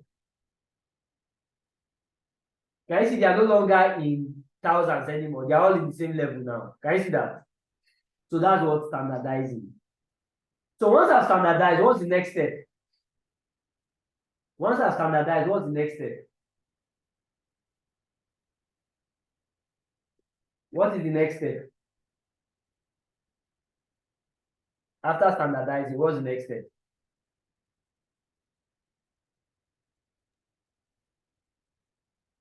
Yes, after standardized, what's the next Regression. step? Huh? Regression. You apply the regression, you know, apply the algorithm, you know. And we apply the algorithm. Now, which algorithm are we going to use in this case? Which algorithm are we going to use? Which algorithm are we going to use? Is it not linear regression? Why linear regression? Because it's quantitative. What is quantitative? Oh, sorry, it's qualitative. So look at my Y. Is it qualitative or is it quantitative? It's qualitative. So it's qualitative. So what algorithm are we going to use? The binary one. Binary. So this is what a classification is not. This is what classification algorithm. So under the classification algorithm, which one? I hope you are seeing how we are breaking it down. From our target variable, we ask, is it a quantitative or is it qualitative? If it's quantitative, I know I'm going to use what? Linear regression. If it is qualitative, that means it's what? Classification. Which classification algorithm? Can you see that? If my classification algorithm has only two possible outcomes, is it not? Yes or no, then that's what? Binary logistic what? Regression. So in this case, which algorithm are we going to apply? Which algorithm are we going to apply? Binary logistic regression. So binary logistic regression. Can you see that? So from there, what do we now do? From where? sklearn dot what? Linear model, right? Import what? Logistic. And this is the thing you are going to see here. All the 10 algorithm we are going to use, it's the same procedure. Once you have learned one, you have learned all. Once you have learned one, you have learned all. Okay? The only thing you are going to do is just learning their conditions. That's the only difference. But it's the same way you are writing them. So here, logistic regression, let's say logistic regression equal to what? We'll create the instance logistic regression. So we'll create the instance. Let me run that to see if that one works. So what's the next thing we're going to do? We are going to apply it now, is it not? So it will be logistic regression of fit. Guys, it's just the same way we're doing this one. We want to fit it, is it not? So how are we fitting it? On our what? X what? Train. And what? Y train. Can you see that? X train and Y train. X train, sorry. X underscore train. All right. What is it saying there? Found inconsistent. Okay. Do you not apply it here? Yes. X train and Y train. Did I do it for the Y? Yes, now it's Y now. What does it say? It says found input variables with inconsistent number of samples. So where did our problem come from? Okay, so let me run it again and check. Y, we selected our X, okay. We now train it here. We now split X train, X test, okay. Good. We now train. Okay, so let me take it. Let me take 20 and check now. Let me take 20 and check. That's our problem.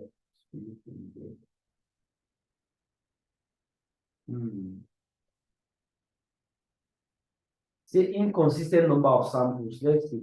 X train. X train. So if I say length of X train, let me see length of X train.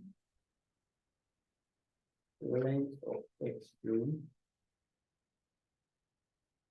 So we have 800, right? Length of Y string. Aha. So can you see where the problem is coming from? They are not the same size. Because they are supposed to be the same size. So which means when you are running regression, they are supposed to be exactly the same size. So where did we miss it here? So where did we miss it? Line 35. X train, X test. We now have Y test, Y train. It doesn't have what? Is it not supposed to be X train, X test, then Y train, then Y test? Okay, Y train, then Y test like this, right? Okay, means like the order. Yeah. Okay, the order. Okay, so let me bring it again so that let's run it again from the beginning. Okay. Okay, good. So X train, X test, Y train, Y test, right? Good. So let me run that. Then here is X train. So let's run that and check. Okay. Then Y train, X train. Okay, so it's the order. So that's the problem is the order. Okay, so now we have done that. So what's the next step now? Once we have done that, what's the next step?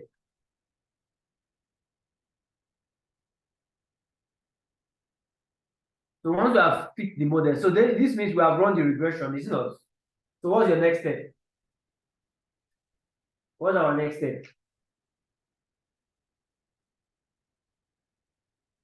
What's the next step? So after you have run the model now, what's your next step? What's our next step?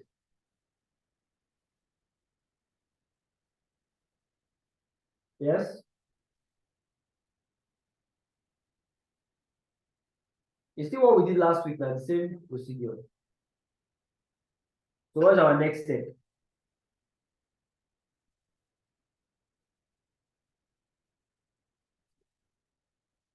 So imagine that you have trained the data now. What's the next step? After you have trained the data, you have learned now from the data, the past data now. What's your next step? Test it. You test it, you test it, you know, whether it's actually predicting it correctly.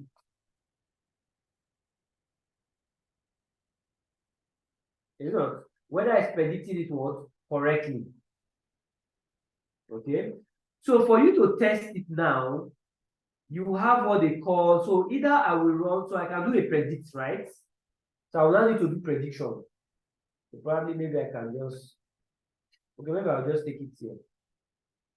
So I want to now predict, I want to now predict. So how do I predict now? It will be LR, which is my what? Logistic regression, dot what? Predict. What am I predicting? Using my what? X test, Remember, this my X test has not, the model has not seen it. The only one we have seen is train. So we want to use this one to now predict our Y. Okay. So once we have done that, it will do it has done the prediction for us. So if I check Y pred, guys, it has done the prediction for us now, right? But how do you know whether this is correct or not? How will you know if it's correct or not? How will you know if this is correct or not?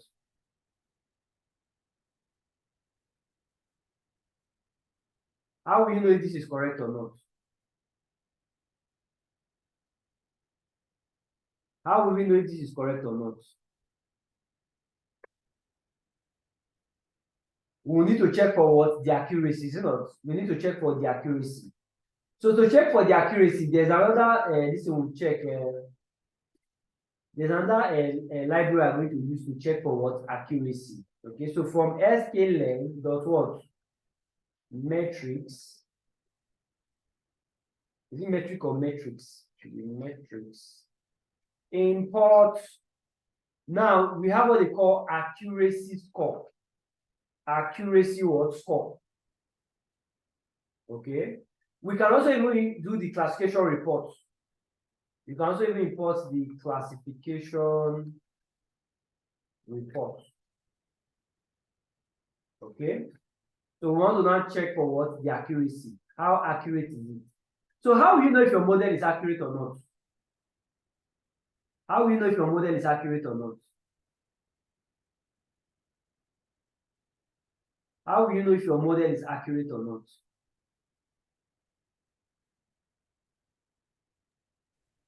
What would be the deciding factor whether your model is accurate or not?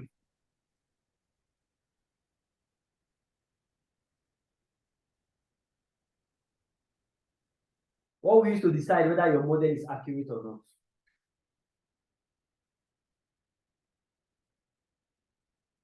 Yes? What we use to decide whether your model is accurate or not?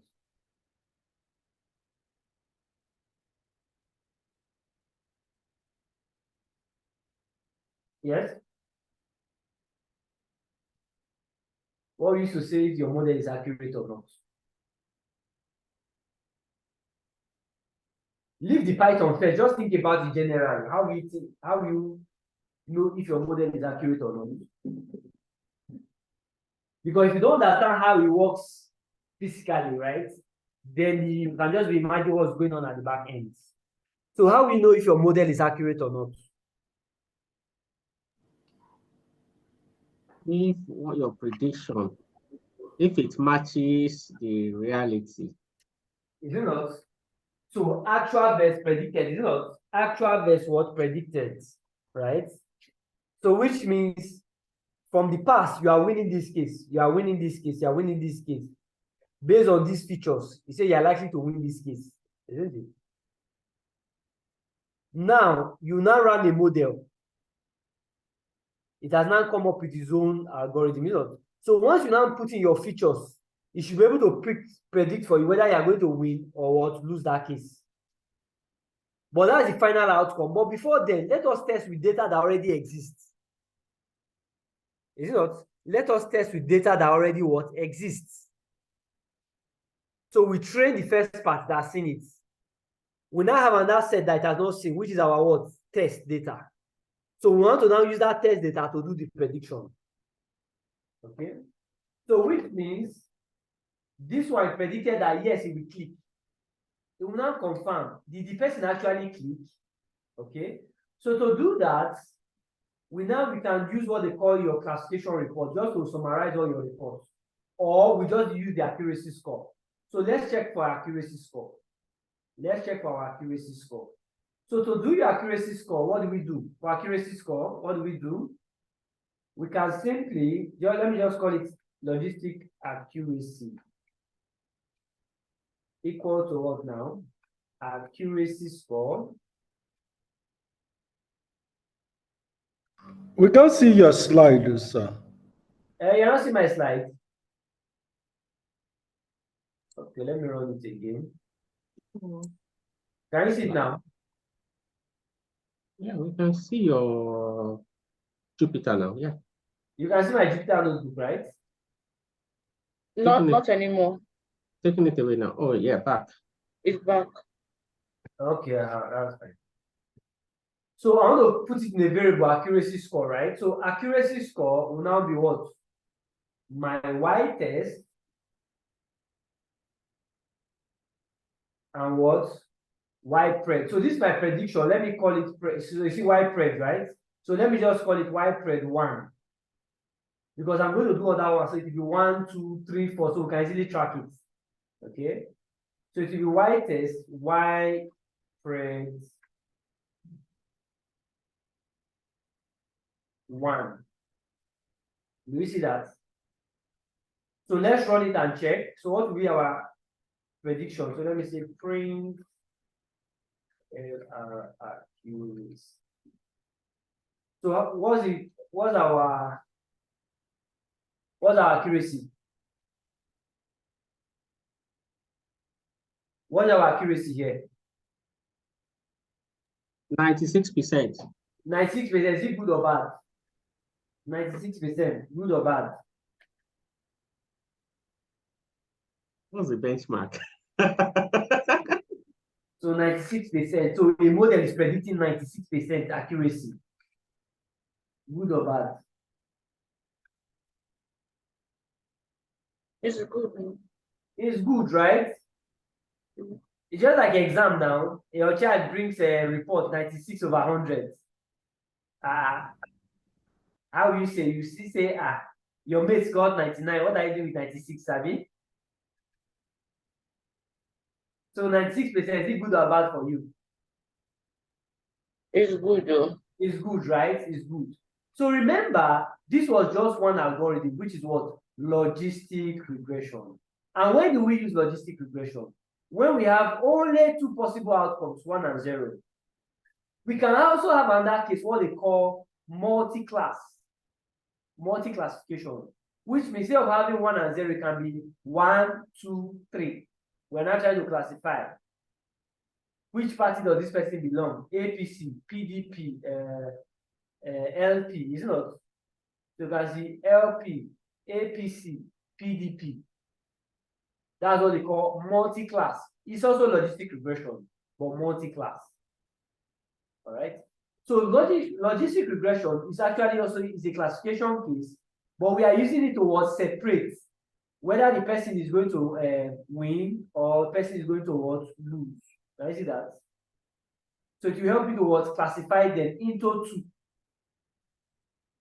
two possible. That's what we have done here. That's what we call logistic regression. However, we can have another case where, for example, right, we have another case. Let's say this is those that the person that win, maybe the case that they win the case. This is another one that they lose the case. Lose the case. Right? They lose the case. Now, assuming now there's a new data we see here. It's at this point. Is this falling under win or is it going to be under lose? This new point now, this new data we are seeing here, will it fall under win or will it fall under loss? It's closer to win than loss. It's closer to win than loss, is it not? Yeah. But you see, we are trying to classify it, we are trying to draw a line, is not, to know where it's going to fall into, right? We are trying to draw a line to see where that thing falls into. Can you see that? We are trying to draw a line. But you see, sometimes it may be difficult to quickly classify them into just two like that. In as we want to classify them into two, we now say which one is it closer to? So is it closer to this guy and closer to maybe this guy? Can you see that? Or maybe let me add another person there. Let me add another one here. Let me just add another one. Let's see like this. So can you see that? You are looking for which one is closer to your neighbor, hence the name. K, this case, like say this value here. And this N means nearest neighbor. So this data here, which is K, which is your nearest neighbor. So most of the time we are choosing, we are either using our value of K, is either 3, 5, 7. You know why we are using 3? So it's just like saying when you have matter, it's always good to choose between an even number, an odd number. Because if it's an even number, it will be like an undecided case. Is it not? So they want to decide in the court of law, is it not? So the jury here now will now be what? An odd number. So either 2 against 1, or 5 will be 3 against 2, is it not? Or 7. Can you see that? So it can be maybe 4 against 3, the decision. So the highest will take the vote. So based on that, where will we classify this? Will it be under win or will it be under lose?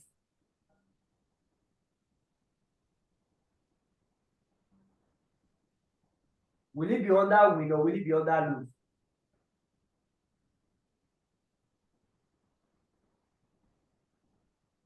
So which one will it be? Will it be under win or will it be under lose?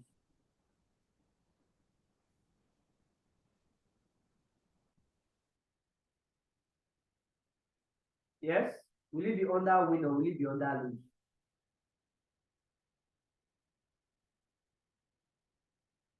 Based on this, we have classified like this. I think it's under win. It's under win, is it not? Because 3 is greater than 2, is it not? Because 3 is greater than 2. So here our case was 5. That's why most time by default, most time it uses k equal to 5. But you can go and change and put k equal to 3. Again, depends on your sample data set. Okay. So this leads us to what they call KNN. KNN is called what? KNN. So it's K nearest neighbor. It's called K nearest neighbor. So what it's actually doing is actually calculating the distance of this one to this point, calculating the distance from here to here. So it's looking at what? The distance. Okay. So if we are looking at the distance, so let's say there are 2 points here. There are 2 points here. We are trying to what? Calculate the distance between the 2 points. So here can be what? X1, Y1. Here can be what? X2, Y2. So you're just looking at what? The distance. So there are different ways of calculating the distance. Okay. So the difference between here and here is D. Okay. So one way you can classify it is to say X2 minus X1. Can you see that? Plus Y2 minus Y1. You're just looking at the distance. Whatever answer you have, I'm going to square them. I can square them and put the square root. So this model is what they refer to as what? Which is one of the most common ones. It's called, they call it Euclidean distance. It's called Euclidean distance. You see why in machine learning model, you must have basic understanding, as data science, you must have basic understanding of mathematics. So it's called Euclidean what? Distance. But this is one of the most common ones. But there's still another one again. What that one does, it uses the absolute value of X2 minus X1 plus Y1, Y2 minus Y1. So this is called, I think it's called Manhattan distance. It's called Manhattan distance. Manhattan distance. Okay? So that's the model that I use it. It just based on that distance, it now used to what? Classify. Does it fall under what? The win or what? Lose? Which means these are 1, these are 0. So it's based on that to not classify it for you. All right? So let me implement it. Let me implement it now. The same way we have done this one. Can you see this one? Can you see the way we did it here? Binary logistic regression. Let me just copy it so that you see that it's not as difficult as it is. So here we are going to use what? It's called what? KNN. Is it not? K nearest neighbor. So from here we are going to import what? Which one are we going to import now? Which one? What are we going to import?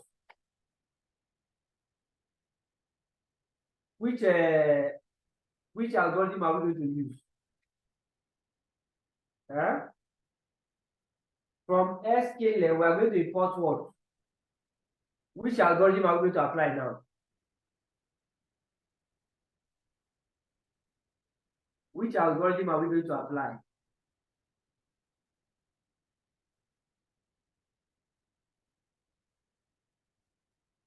Which algorithm are we going to apply now? We have already described it already for you.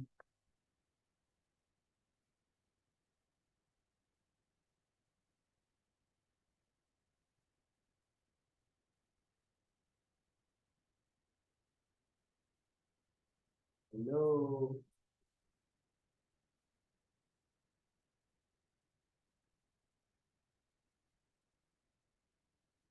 Which algorithm are we going to apply now?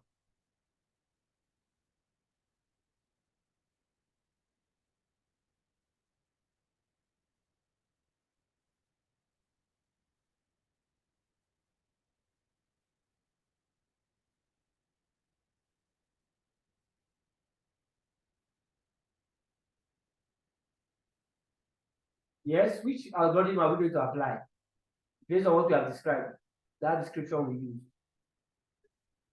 When we broke it down. And we now have a new point now. So which algorithm are you going to apply in this case?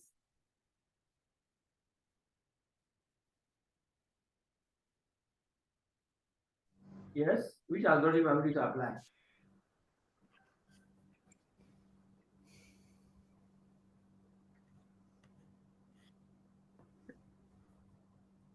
Which algorithm are we going to apply? I think we are looking for the k nearest neighbor. So the algorithm we are going to import now will be what now? Is the what? K what nearest neighbor, isn't it? Yeah. So just the same way we imported from linear model, we imported logistic regression. Here we are going to also import our own, is it not? And which one is that? That's specific to what? K nearest neighbor. But I want to ask, sir. Yeah. In case, well, I'm just like want to speak the mind of anybody who is in this class. Yeah. We are not conversant with all these algorithms. So I have an idea of what I want to check. Okay. How should I approach this algorithm? In case there's another one, maybe after you've taught us this one, and I want to apply now, like SVM or which other one, and I'm like, how do I, what should I? So that's what we're trying to show you, right? So that's why I gave the first framework, where I use your y as a function of x, you know. It is this your target variable that will decide. Yeah, we understand if it's qualitative, if it is. So remember, we have regression and we have what? Classification. Under the classification, we showed you around about 11 of them. Is it not? The first one we looked at was where our y has only two possible outcomes, 1 and 0, which is what? Binary. Is it not? Which is what? Binary. But the only difference here is that your logistic regression normally uses what they call the odd ratio, the chance of it occurring or not what occurring. Okay. Now, for KNN, which means I have a group of data. Now, when I have a new one coming in, where will it fall into? It's still like binary. See, it's like another alternative. So that's why there's what they call no free lunch theory. What does it say?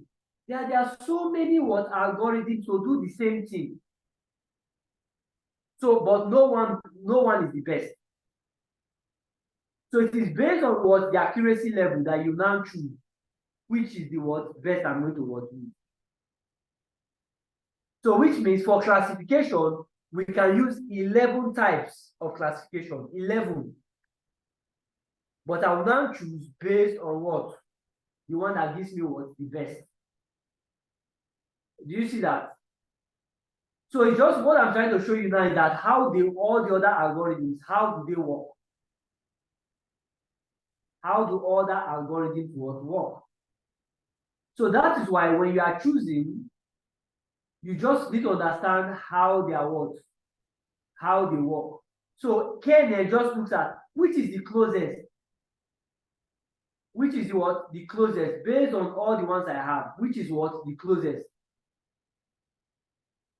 So that's why we now divide it into, we can take our K as 3, K as 2. So based on that, it will now choose where it will fall into, whether it is 1, whether it is 0. So that's just basically what it does. So KNN is used to what? Is a classification problem, and it's used to also choose where is it going to fall. But it depends on what? Your K. If I choose my K as 3, and I have 2 here, and I have 1 here, where will it fall? Where will we classify it under? Will it be under 1 or will it be under 0? Where will it fall? This new data now. Where will it fall? Under.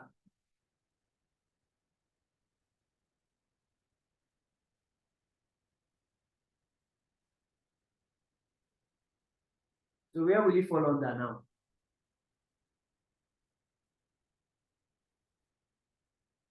Because that's what the algorithm is looking at. That's how they built the algorithm. Okay, it will now choose where will it fall under.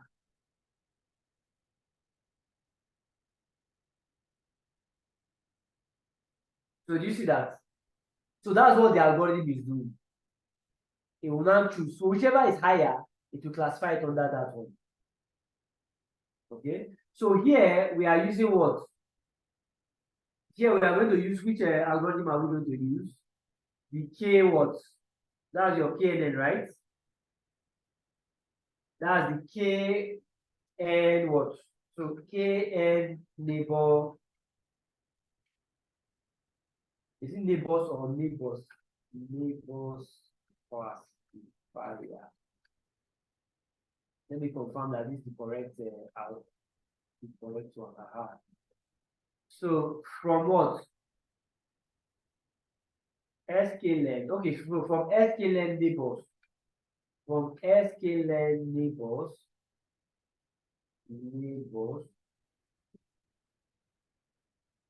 Import what? Import K. Okay, that was one. So the same way, this one now will be what? We'll now call the instance K neighbor classifier. So here we'll put it here as what? KNN. I'll put the instance there, K neighbor what classifier. So the same way, I will now fit it. KNN dot fit. So just the same way we have done that. So it has run it now. So what was our next step? After we ran it, what was the next step? After we ran it, what was the next step? After we ran it, what was the next step? We now did our prediction, is it not? We now predicted. So here will be prediction 2. KNN. So let me now print what? Print Y print 2. So you see that there's also no prediction. But which is more accurate? How do we know the accuracy? So we now brought in another one, accuracy, is it not? I brought in the other accuracy. So let's check the accuracy. Let's check the accuracy. So the accuracy for here, spread 2, is it not? Spread 2. So accuracy is 95. Logistic 96. So which is better? Which of them predicts it better? Logistic. Logistic. So logistic is better, is it not? So it predicts it better than what? KNN.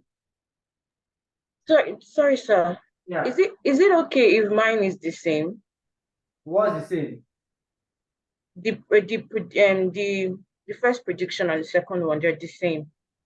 Just be careful. You know, sometimes if you go and copy it, like for that, you spread 1 and I'm going to put spread 1 here. If you give me exactly, Okay. you get, so check. Yeah, so it's spread 2. Spread But it's 2, still the so same. make sure. Is it exactly? It's possible that they can be the same. It's possible that they can be the same. It's possible they can be the same, right? But Okay. confirm that you use the right variable. Because sometimes I make that mistake too. That because maybe I went to go and copy and paste it. I will not go and change one of them. So it will be using the previous result for this one. Okay. So that's for it. So that's KNN. So KNN is looking at what? The nearest what? Neighbor. Nearest what? Neighbor. However, if you want to now specify and say, please, oh, this is my nearest neighbor. Where's my nearest neighbor here? Aha. So where's my nearest neighbor? So you see my nearest neighbor here. I will now say, okay, please let my K, let that nearest neighbor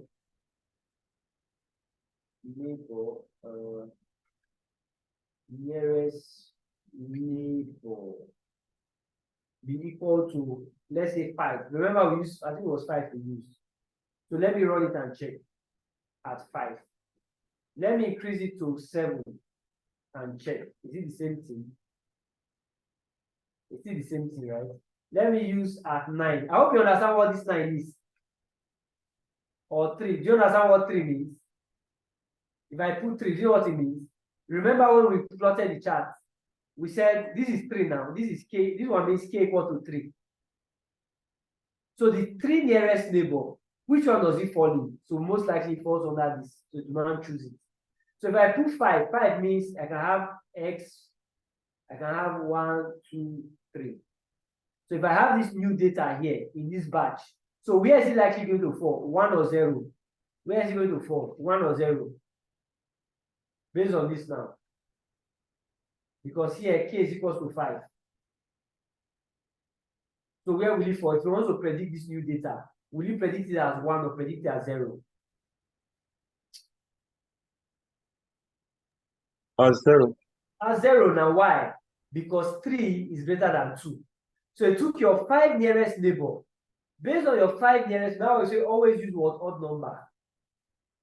If I go and use 4, it's 50-50. Is it not? It can go either ways. So that's why we usually use what? An odd number. Either use 3, 5, 7, 9, 11. But by default, most time we use 5. Okay, so that's what KNN. So I hope you are clear with KNN now. So just looking at my nearest neighbor, which is the first 3, which am I likely to be closer to? Then you now classify it as it looks like this guy. So that's K nearest neighbor. Now there's another one again. It's also another classification. But that one, so the same way we have done it like this. I have another set like this. Okay. So what is now going to do? It's trying to look for a line that will separate it, right? But in such a way, it will separate this like this. It will separate this like this. Can I see that? It will separate them like this. Okay. So it's not checking what is the distance. So that distance between these 2 points is called what? A margin. It's called what? A margin. Okay. But it's looking for that distance between what? That separate the 2 categories using what? A line. But the objective is to try to what? Maximize that what? Distance. This line that you are seeing here that separates them, that is touching this point here, is what we refer to as what? A support vector. It's called what? A support vector. So it's trying to choose which is the best in such a way that I will have that line here. So that line here, you have another line there. Okay. That other line is just trying to check what's the distance between this point and this point, and what is the distance between this point and this point. So that I can evenly what? Separate it. But my objective is to maximize that distance so I can easily what? Separate it. So this is what they call support vector machine. It's called support vector machine, SVM. Support vector machine. So this one you are here seeing here, what they call the support vector machine. So this line that touches it here, I'll say, okay, exactly, so we can separate them. They are called the support vectors. They are called support vectors. So what does it try to do? It tries to what? Separate the categories. Not these are 1 and 0. It tries to separate them into 2 parts by maximizing what? The distance between the 2 categories. Okay, so that's another method again it uses. K-nearest will just say, okay, this new data. So if I have a new data now, if I have a new data set, you know what to do again? It will try to separate another line again. So now know whether it will fall under this side or it fall under this side. So if I divide it into 2, if it falls on this side, that means it falls under 1. If it falls on this side, it falls under 0. So that's what they call the support vector what? Machine. There's also a mathematics behind it again. There's also another mathematics behind it again. Okay? But just try to what? Separate it. So the same way, we can also implement it. So just like we have our KNN, this one is what? Support is called support vector machine. You see, they are all classifiers. They are all classifiers. All of them are all what classifier, but all using different words methods. It's just the same way we're making our tea. Okay, the same way. So here we are going to bring it from where? SVN. SVN. So import what? Support vector classifier. Okay. So we are going to create the instance. What's our instance? SVC. So here I'll call it what? Let me call it SVN. Okay. Good. So we are going to fit it again. SVN.fit X train, Y train. What did I miss there? What did I miss there? NumPy has no attribute. Let me see. You say NumPy array has no object attribute. What does that mean now? So let me see. My X train, Y train.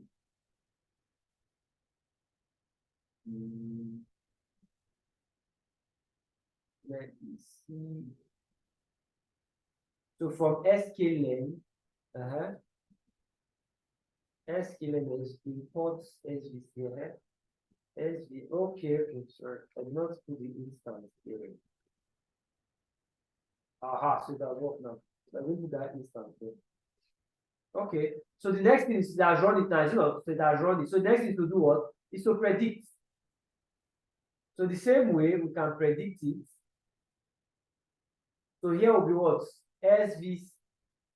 SVM accuracy. So here will be widespread what? Okay, let's do our prediction first. Let's do our prediction. So this is our prediction. So let me do prediction. So here will be what? 3, right? Here will be 3. So that means here I'll change it to what? 3. So here's what? 95%. Here, can you see that? This one is still giving me the same thing. 95%, 95%. See, so it's possible that they can be the same thing. Okay? It's possible they can be the same thing. Okay, this one is LR accuracy. No, here it's going to be what? SVM accuracy. You see that? SVM accuracy. So SVM accuracy. So let me run it back there. So this is 96. So which means SVM is better than what? Predicts better than what? KNN. Right? But logistic and what? SVM give you the same thing. They give you the same what? Results. Can we see that? They give you the same what? Results. They give you the same results. So let me just copy this so that we can have it in one place. So going forward, so we want to try and that algorithm now. So we have another one again. So we have looked at what? Logistic regression. We have looked at which other one have we looked at again? We have looked at logistic regression. Sorry, sir. Yes. So when we have y pride 3 equals, is that supposed to be SVM or LR? Line 73. Okay, this one, no, supposed to be what? SV. You know, supposed to be what now? Sorry, thank you. This is supposed to be what now? SVM. SVM, thank you. SVM. So this is 95.55%. SVM, yes. Now I say when I copy and paste, sometimes I forget to change. Now I say always check them. Okay, so that's SVM.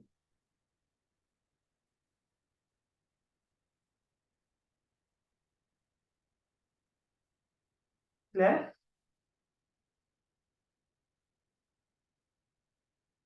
So let's look at another one. There's another one called naive. Naive.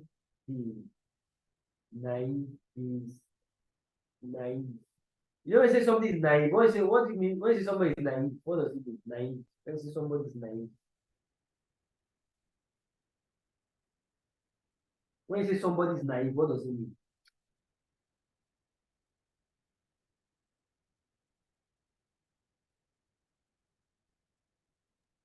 No experience. Not experience, not experience. Now, you see, for naivety, it's based on what? It uses the base theory. How many of us are familiar with base theory? How many of us are familiar with base theory? You know, for example, right? So let's explain it like this. You know, probability is normally, you know, we say probability of an event. Is either the event is going to happen or the event will not happen. So if the event will happen 1, otherwise 0. So that is the probability of an event must lie between 0 and 1, isn't it? Which means if you say probability of X occurring, it means that probability that the event will occur, right? This number of times has occurred over the total number. So let's say, for example, we have let's say students in class, right? Students in class. So whether the person is going to be present or absent. So let's say on Monday, the student is present. Tuesday, the student is present. Wednesday, the student is absent. Thursday, the student is what? Present. Friday, the student is what? Present. What is the probability that the student will be present next week, Monday? What will be the probability that will be present next week, Monday? What will be the probability? Monday is present, Tuesday present, Wednesday absent, Thursday present, Friday present. What probability that next week will be present? What will it be?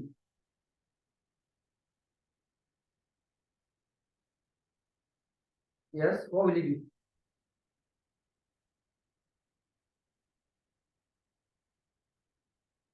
That he will be present next week. What will it be?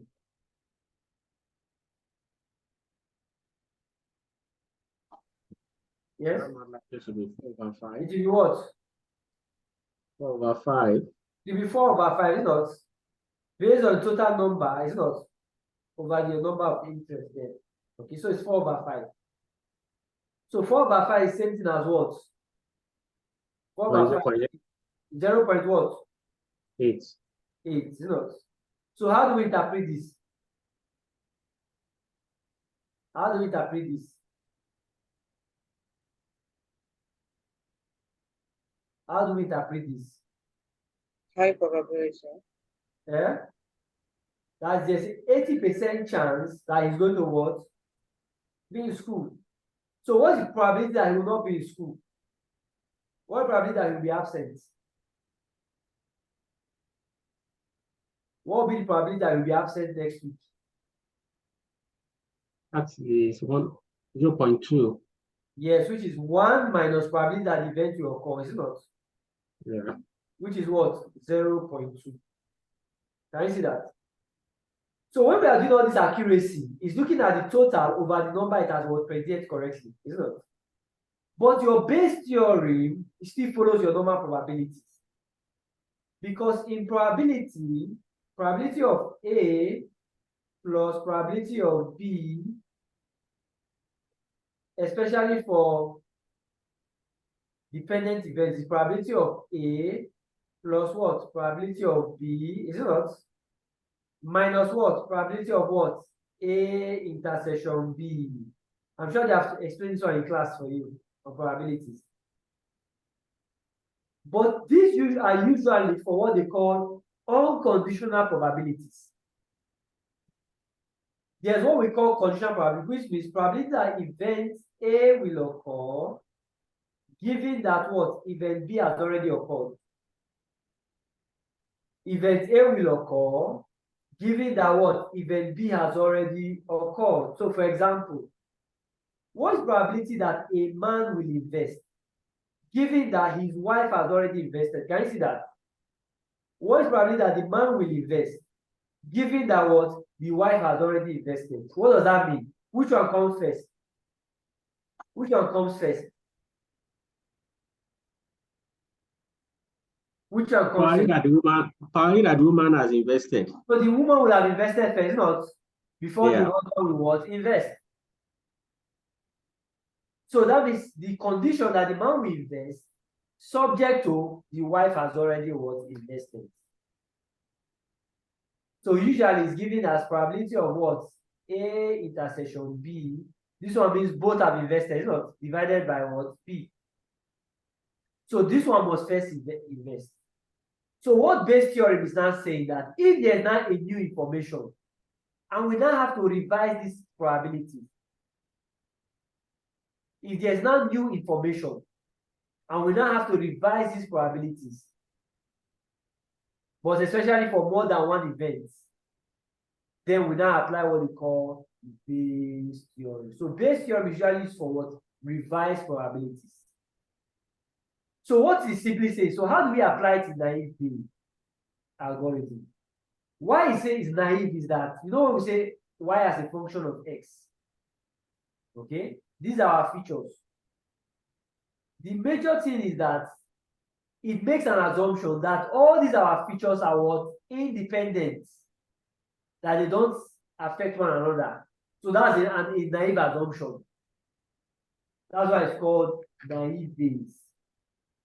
It uses the Bayes theorem, but it makes an assumption that all your features are what? Independent, that they don't affect each other. They don't affect each other. Okay? They don't affect each other. So that's why it's called a naive Bayes. So it's also a classifier, but uses what? Conditional what? Probability. It uses what? Conditional what? Probability. Okay? There's a whole mathematics at the back end of it, but I'm not even going into that. All right? But just understand that it uses what? Naive Bayes. So you can say y given that what? The x feature is a function of all these my features. So it's happening based that one of these features will occur. But he said that all these your features are what? Independent. They don't affect each other. However, in practice, they may have situations where they may what? Affect each other. They may be dependent on each other. So that is the what? Naive Bayes was classification. It's a classification, but based on what? Naive Bayes theory. Okay? So the same way we have done it. So let me copy. Okay, let me copy this out. So here is for what? Naive Bayes theory. So naive Bayes theory. Okay. So here the library we are bringing is what? Naive Bayes. Import what? Now it's naive Bayes, but they call it Gaussian. I think they call it Gaussian naive Bayes. I should come on. Gaussian naive Bayes. I think that, let me test it too. I can't remember. See. Okay, naive Bayes. So there's a space there. So naive Bayes. So here we're going to create an instance for it, which is what? Naive Bayes. And we are going to use the word Gaussian.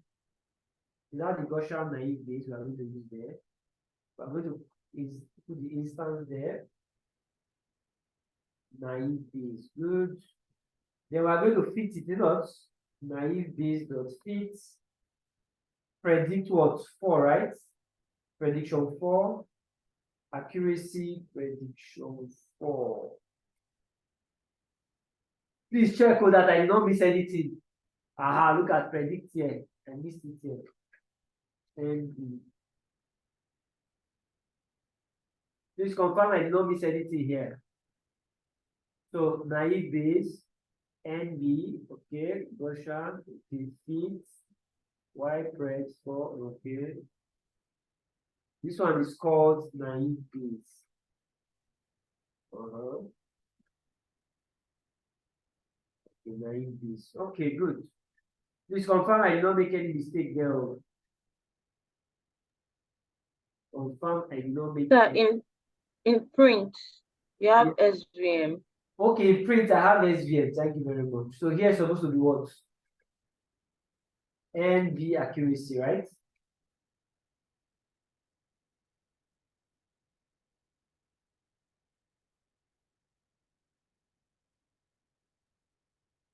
Okay, good.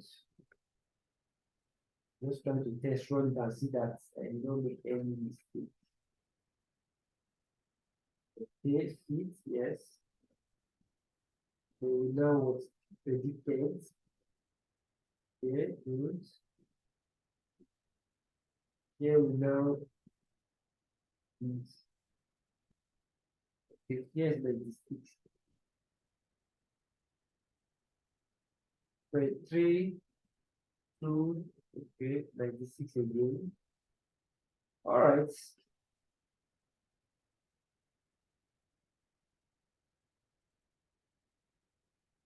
So that's also 96, right? So if that is 96, that's also high. Have we got anything higher than 96? Have we got anything higher than 96?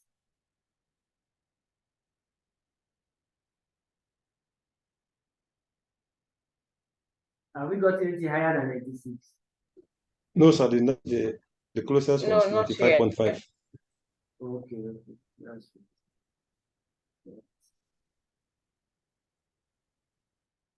Okay, now you see, for example, here we use 20%. Here I say let's use 25%. Let me see. If I use 25% there, let's run that. Right, let's run that. I want to just check whether I can still give me the same result or to change. Where's my accuracy? Run that. You see this one changed a bit. Can you see that? 96 point, just slightly change. That means I have increased. Did I increase or reduce data here?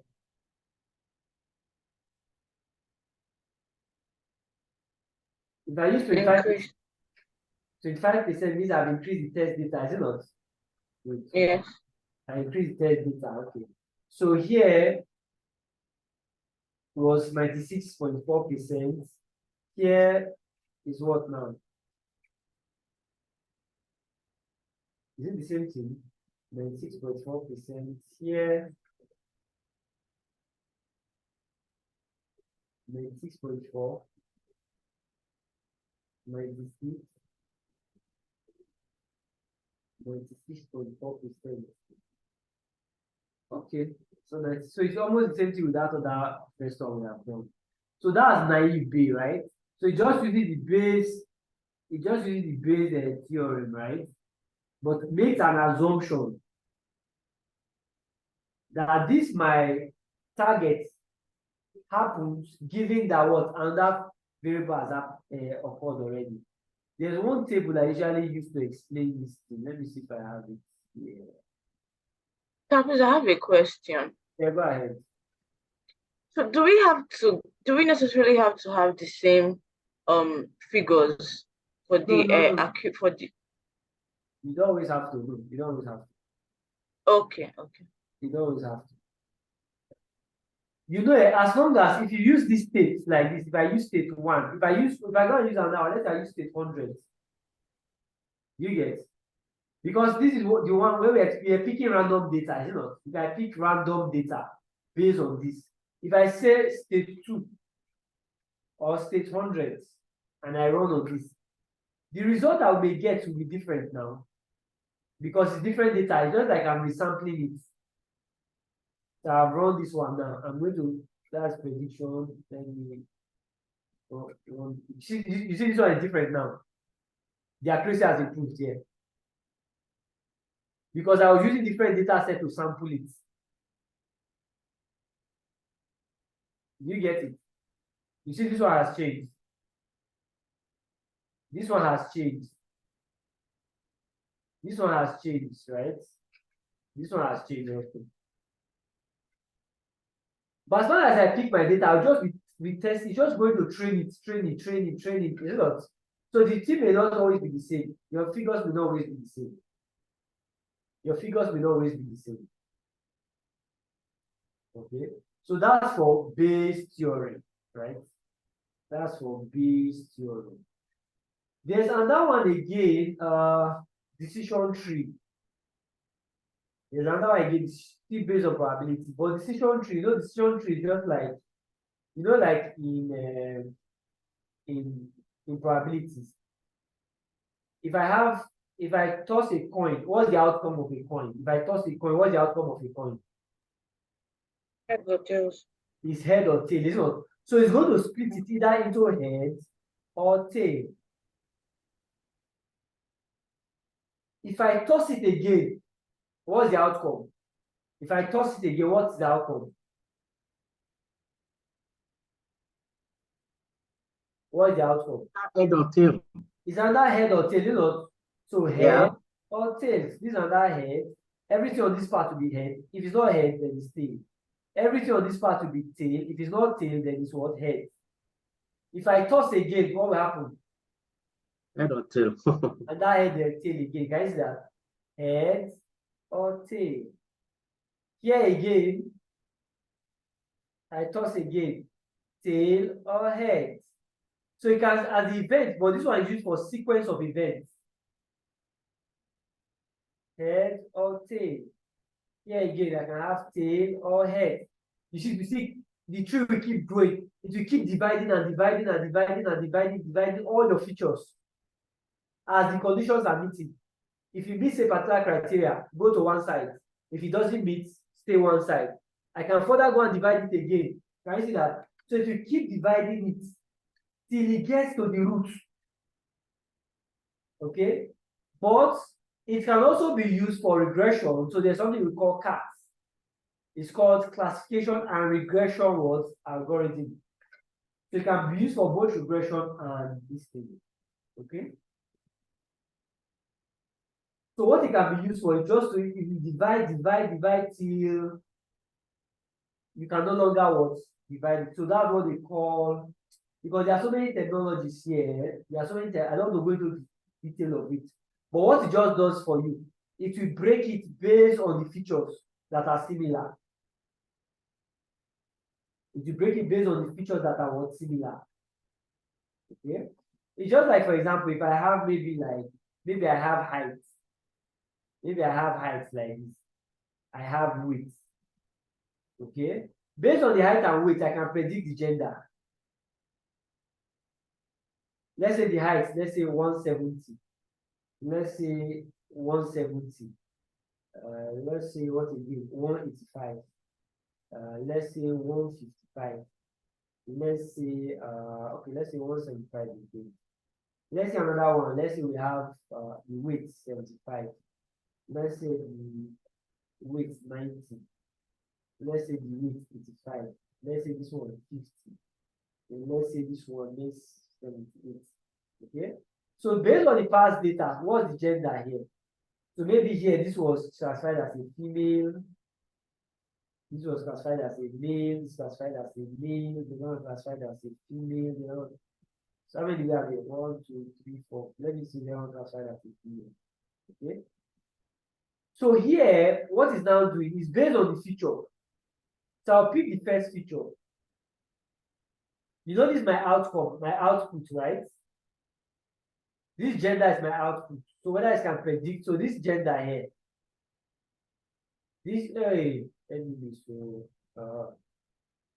so this is my gender here, right? Let me do that. Here. So this my gender is my Y. This is like my X1, my X2. So what is going to say that, okay, if I pick height, let me pick height. So if this person's height is above 185 degrees, can you see that? If it's yes, classify the person as what? Male. If it's no, classify the person as what? Female. Can you see that? So it will not go and group them. So which ones will be male now? I'll pick all the males and check their classification. Is there anyone above 185? Does it meet this criteria? If your answer is yes, come to this side. So it means I'll pick this one. This guy will fall under this side. Why all the other ones that don't meet? If it doesn't meet it, if the answer is no, it will fall under that side. Then we'll go and look at another one. If the weight, we'll not pick another criteria. If the weight is maybe less than what now? Or let's say above 80. If the answer is yes, it will group it again. If the answer is no, it will group it again. You see, to break it down till there's nothing else to break.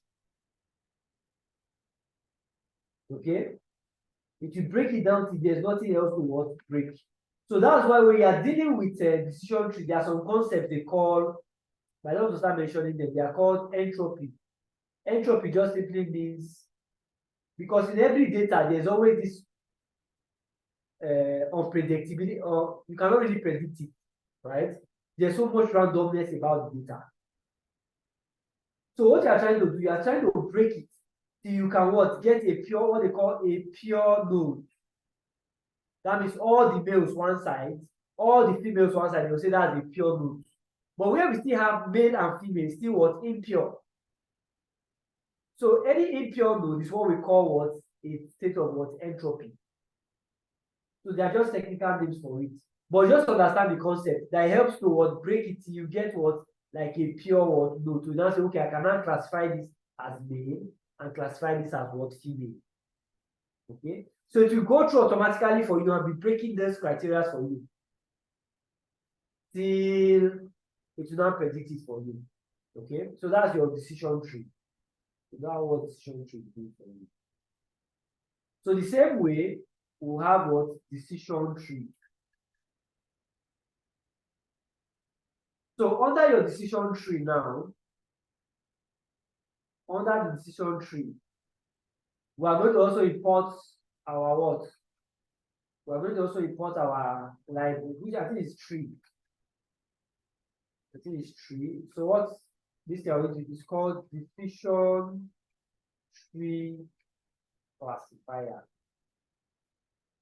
Okay, decision tree classifier. So let me call it so let me call it DT. We understand that DT. We understand DT. Yes, sir. DT, okay. All right, so here will be what? Decision or tree. Okay, good. So we'll now fit it. Extreme, we'll now predict. This is the fifth one now, right? So it will now be DT decision tree dot predict. Then this will now be DT accuracy predict. Fine. So here will now be this one gave us 94. So this has been the worst so far, all right? This has been the worst so far. Is it not? You know that tree that I drew just now. You know that tree I drew just now. Remember that tree I was drawing just now. You remember the tree I was drawing just now, where we was breaking the Yes, sir. So if I want to draw that tree here, if I want to draw the tree for it, although it will be very big, it will not make so much sense. But to break it down to, so let me try and visualize. Let me visualize the tree diagram.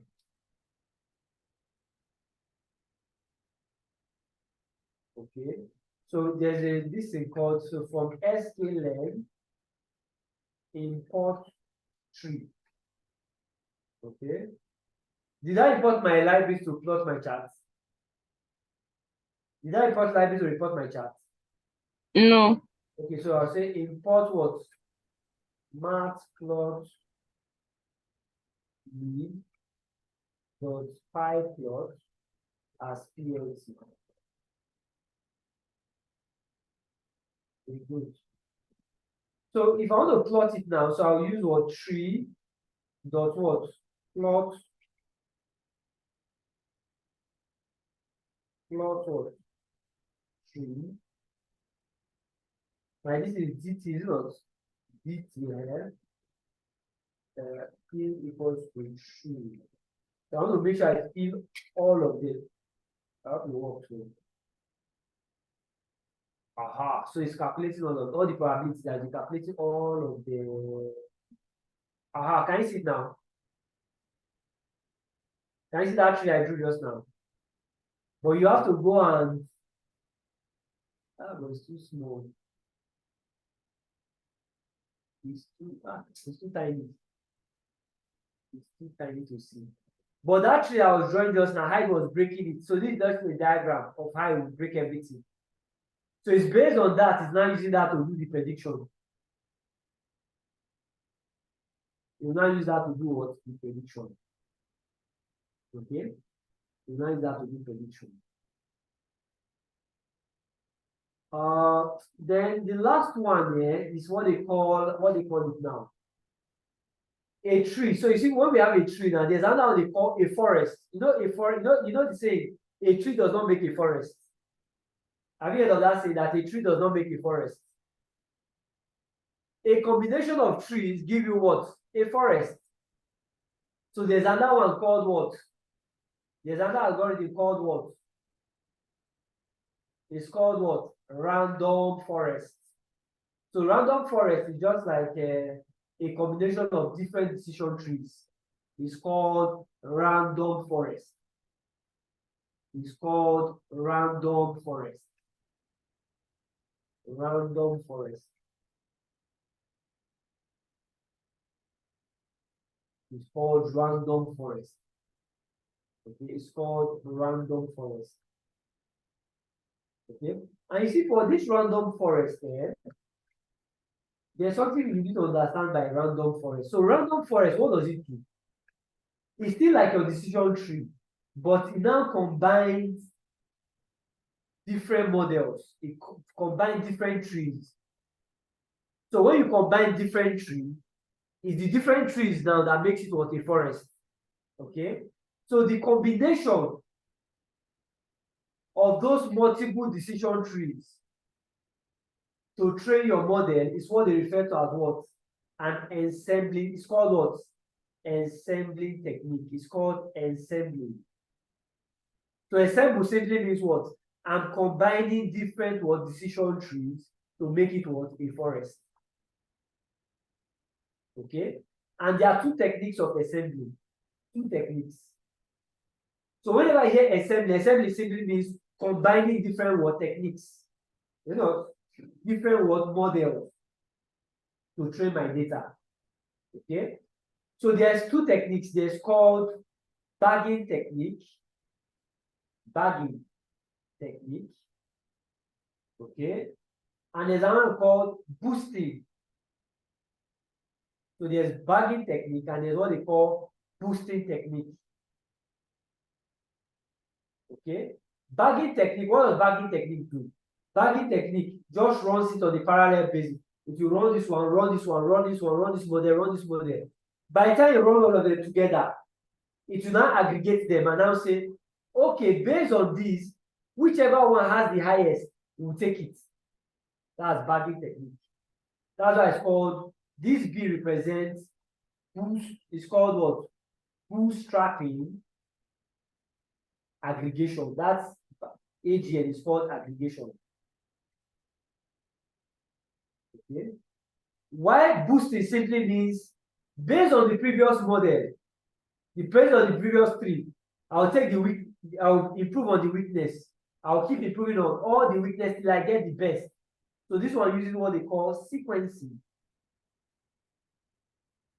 Bagging what runs parallel, aggregate of them, take the best, and we'll pick one of them. Sequencing, based on the previous model I've run, I will try and improve it, keep improving till I get the best. So it's called sequencing. So under the bagging technique, this is where random forest falls under. Random forest.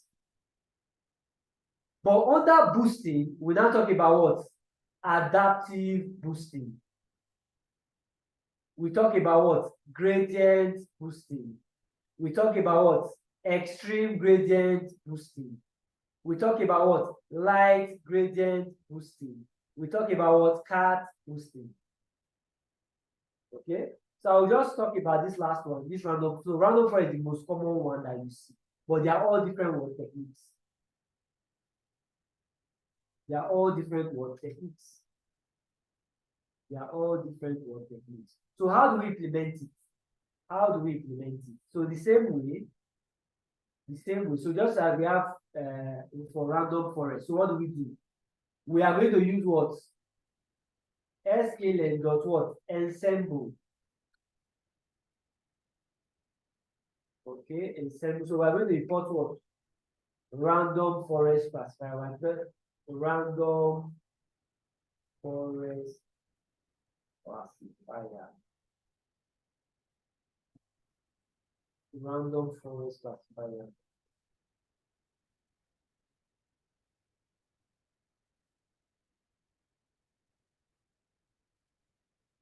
I'm coming to where is it? I will join them soon. I just want us to wrap up this one today so that I know that we are done with machine learning. Okay. So, okay, that's fine. So we bring in what? The random forest classifier. So what next now? So random forest will be what? We'll call it what? RF, right? Random forest. Then I would use it. Random forest classifier, put an instance. So I'll now fix the model. Random forest was fixed. Then here is what? Predict 6, right? So here will be what? Random forest predicts. And here will be what? Random forest accuracy predict 6. And here will be random forest accuracy. Enemy, so what has happened again? Cannot import name, so that means the error is coming from here now. Aha, so the problem is coming from here. So let me see. Ensemble. Let me see my spelling here. Ensemble. Import random Forest. Oh, okay. Forest. For this correct spelling. Aha, okay, good. Oh, enemies are coming. Okay, I copied the same nonsense. All right, good. But all of them 96%, all 96%. Okay, so that's it, right? So we are finished what? Doing all of them, right? So the next thing you want to do now, you want to just first of all arrange them. Is it not? We want to arrange them. So how many models have we run? How many models did we run? 6. We ran about how many? About 6. 6 models, is it not? So let me quickly put them in the data frame so that I can arrange all of them. So we have, call them for me. We did logistic regression. So let me try and so data frame. Data frame. Let me put them in the data frame so that we can read them. So our model. So what is our model now? So model. We use what? Logistic regression. Then KNN. Okay, yes, we use what? KNN. K-nearest. K-nearest neighbor. Which other one again? Then SVM. SVM, support vector machine learning model. Then which other naive one? Bayes. Naive Bayes. Naive Bayes. Which other one? Decision tree. Decision tree. And then random forest. And random forest. Random forest. Okay, good. So random forest, right? Now, we now also have our, what do you call it now? Let me take this down. So let's read it there. So we now have our score, right? Accuracy score. Accuracy score. Accuracy score. So we have our accuracy score now. What was our accuracy score? We call them, I think we call one LR, was it LR accuracy, right?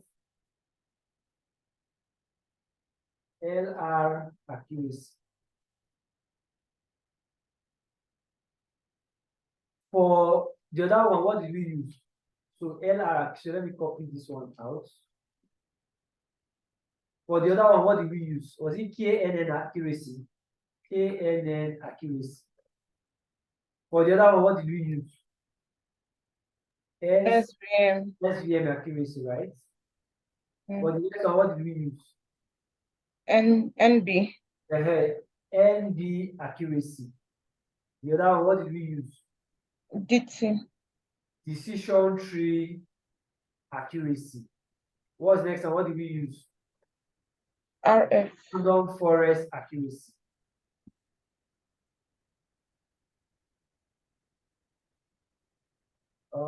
So I hope we have closed all the open and close all the brackets I need. I hope so.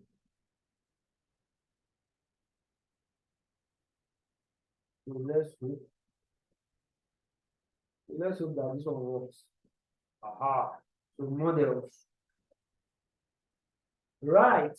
Hello. What happened? It just only picked what?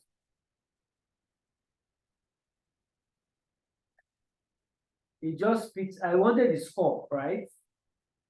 I wanted to pick the score. It just only picked the names. So let me see what's going on. So RF accuracy. They're supposed to pick this now. Okay, no. You know, I want to put it as a text instead of me putting it as a variable. You know, they are variables, not as text. Think about it.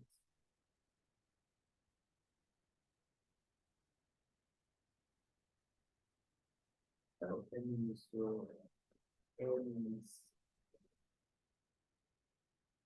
What is there not close? Okay, this last one.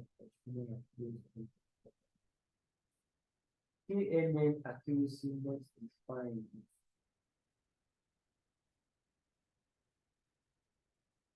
KNN accuracy not defined. I hope that's the right spelling I used. NB accuracy. So I want to pick the result from here. I want to pick the result from here.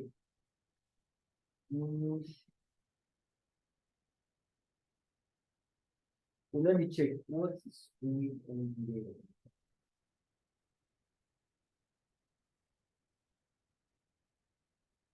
So check, can you see anything that I have missed in this? So I have model, I have my accuracy. So I've picked this. So what I want to pick is from the accuracy score.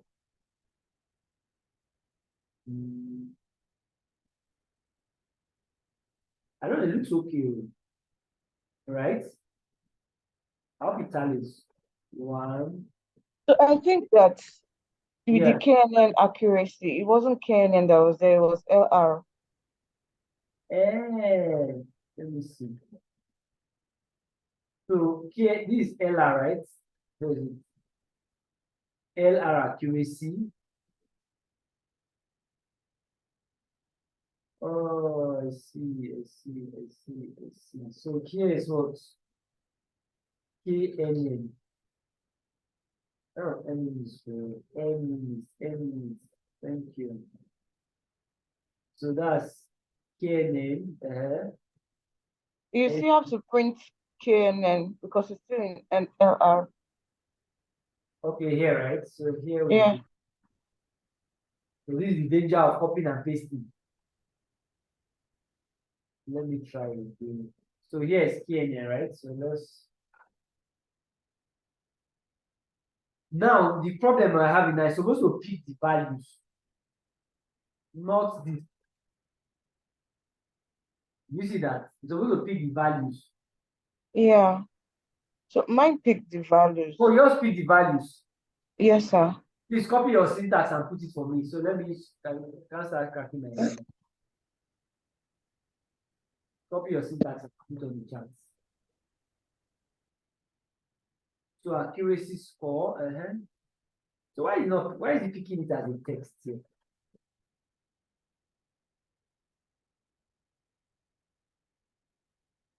So let me copy this and paste. Oh.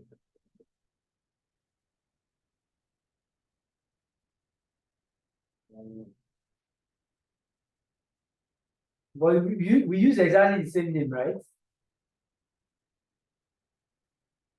Yeah, I think so. Yes.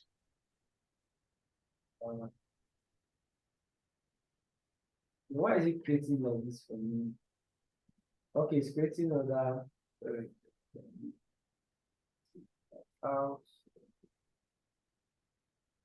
Okay. So models. It picked. So why did that not pick my own now? It picked it now. So you can see that. So if I want to sort it out now, what can we do here to sort it out? What can we do to sort it out? We just say model dot what? Is it models we use? Models dot sort. Sort values. How do you want to sort the values? By what? Sort values by what? Descending. By accuracy score, is it not? Accuracy score. But how do I want to in descending order? Is it not? In descending.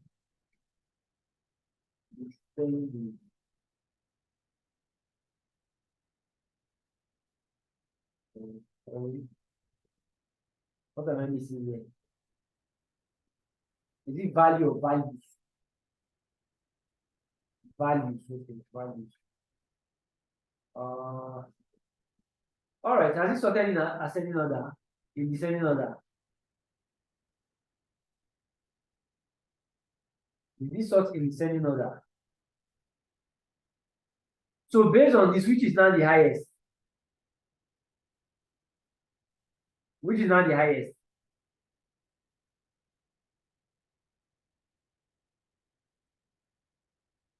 Which is the highest?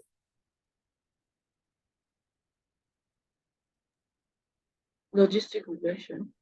So, but actually, KNN, naive, all these ones are. So what you normally do, the one that has the highest, but if these are the three, then what you can now do to now choose, you now do what they call feature importance. Which one has the most? You now do what they call feature importance. So now check of all these models. So at least I can use logistic, KNN, or naive Bayes. You see, they are all the same classification model, but I will not choose whichever I want. So that is where no free lunch theory comes. Say there's no one best theory. Okay, so that's basically what you would do. Okay, so this, I think with this we can end the machine learning here, right? We can end machine learning here, right? But as you keep going, so the only thing I think you will need to just improve on this is to look at feature importance. Probably look at what again? Feature importance. Probably hyperparameter tuning. So in case you need to improve your model, so it's called hyperparameter tuning. So it's after this one they now talk about deployments. So that you build it on the web app or a mobile app. So that's now the application of it. So I think those are the three things that you actually will need to deploy life in practice. Okay. So with this, we can end it here. So Chinonye, so I think we can end Python here, right? Okay, sir. Yeah, we can end Python here. So who's going to be taking R now? So R is supposed to be Obala. Okay, all right. So the same way you have learned, whatever you have learned in Python, the same thing you learn in R. Okay? So probably up to this point, the way we have done it here, if you can do it in auto machine learning, that will be fine. But if it's for just for basic data analysis, okay, so it all depends. Maybe probably subsequently we'll come to do this, right? Or we can get people from industry to come and demonstrate. If not, I can come and also illustrate how it's done. But the things in Python will do much later, but I think that should be next year. Right? So probably we'll do that. Web scraping. So probably we can touch on web scraping. And web scraping. And last, I think regular expressions for data cleaning. Regular expressions. I think with this, if you have learned up to this point and you have practiced up to this point, I think this is what a data scientist will do. This is what a data scientist will do, actually. Okay. But where their job now is how to now bring that data from the different source, clean it up, put it in the model, build that model and deploy it. That's where the data scientist job is. Okay. So I think with this we can end Python. So I think for now I will be free from you guys. Okay, sir. Huh? Thank you, sir. Is that fine? So no more. Maybe you watch another horror movie. For those of you who want to start, you can start the horror movie from R. But at least that one you start from the beginning, so that will not be too bad. Yes, sir. And you start that one from the beginning. Okay. All right. Thank you very much, guys. And Thank you, sir. Thank you, Dr. Francis. all right. Thank you, sir. Bye. Bye.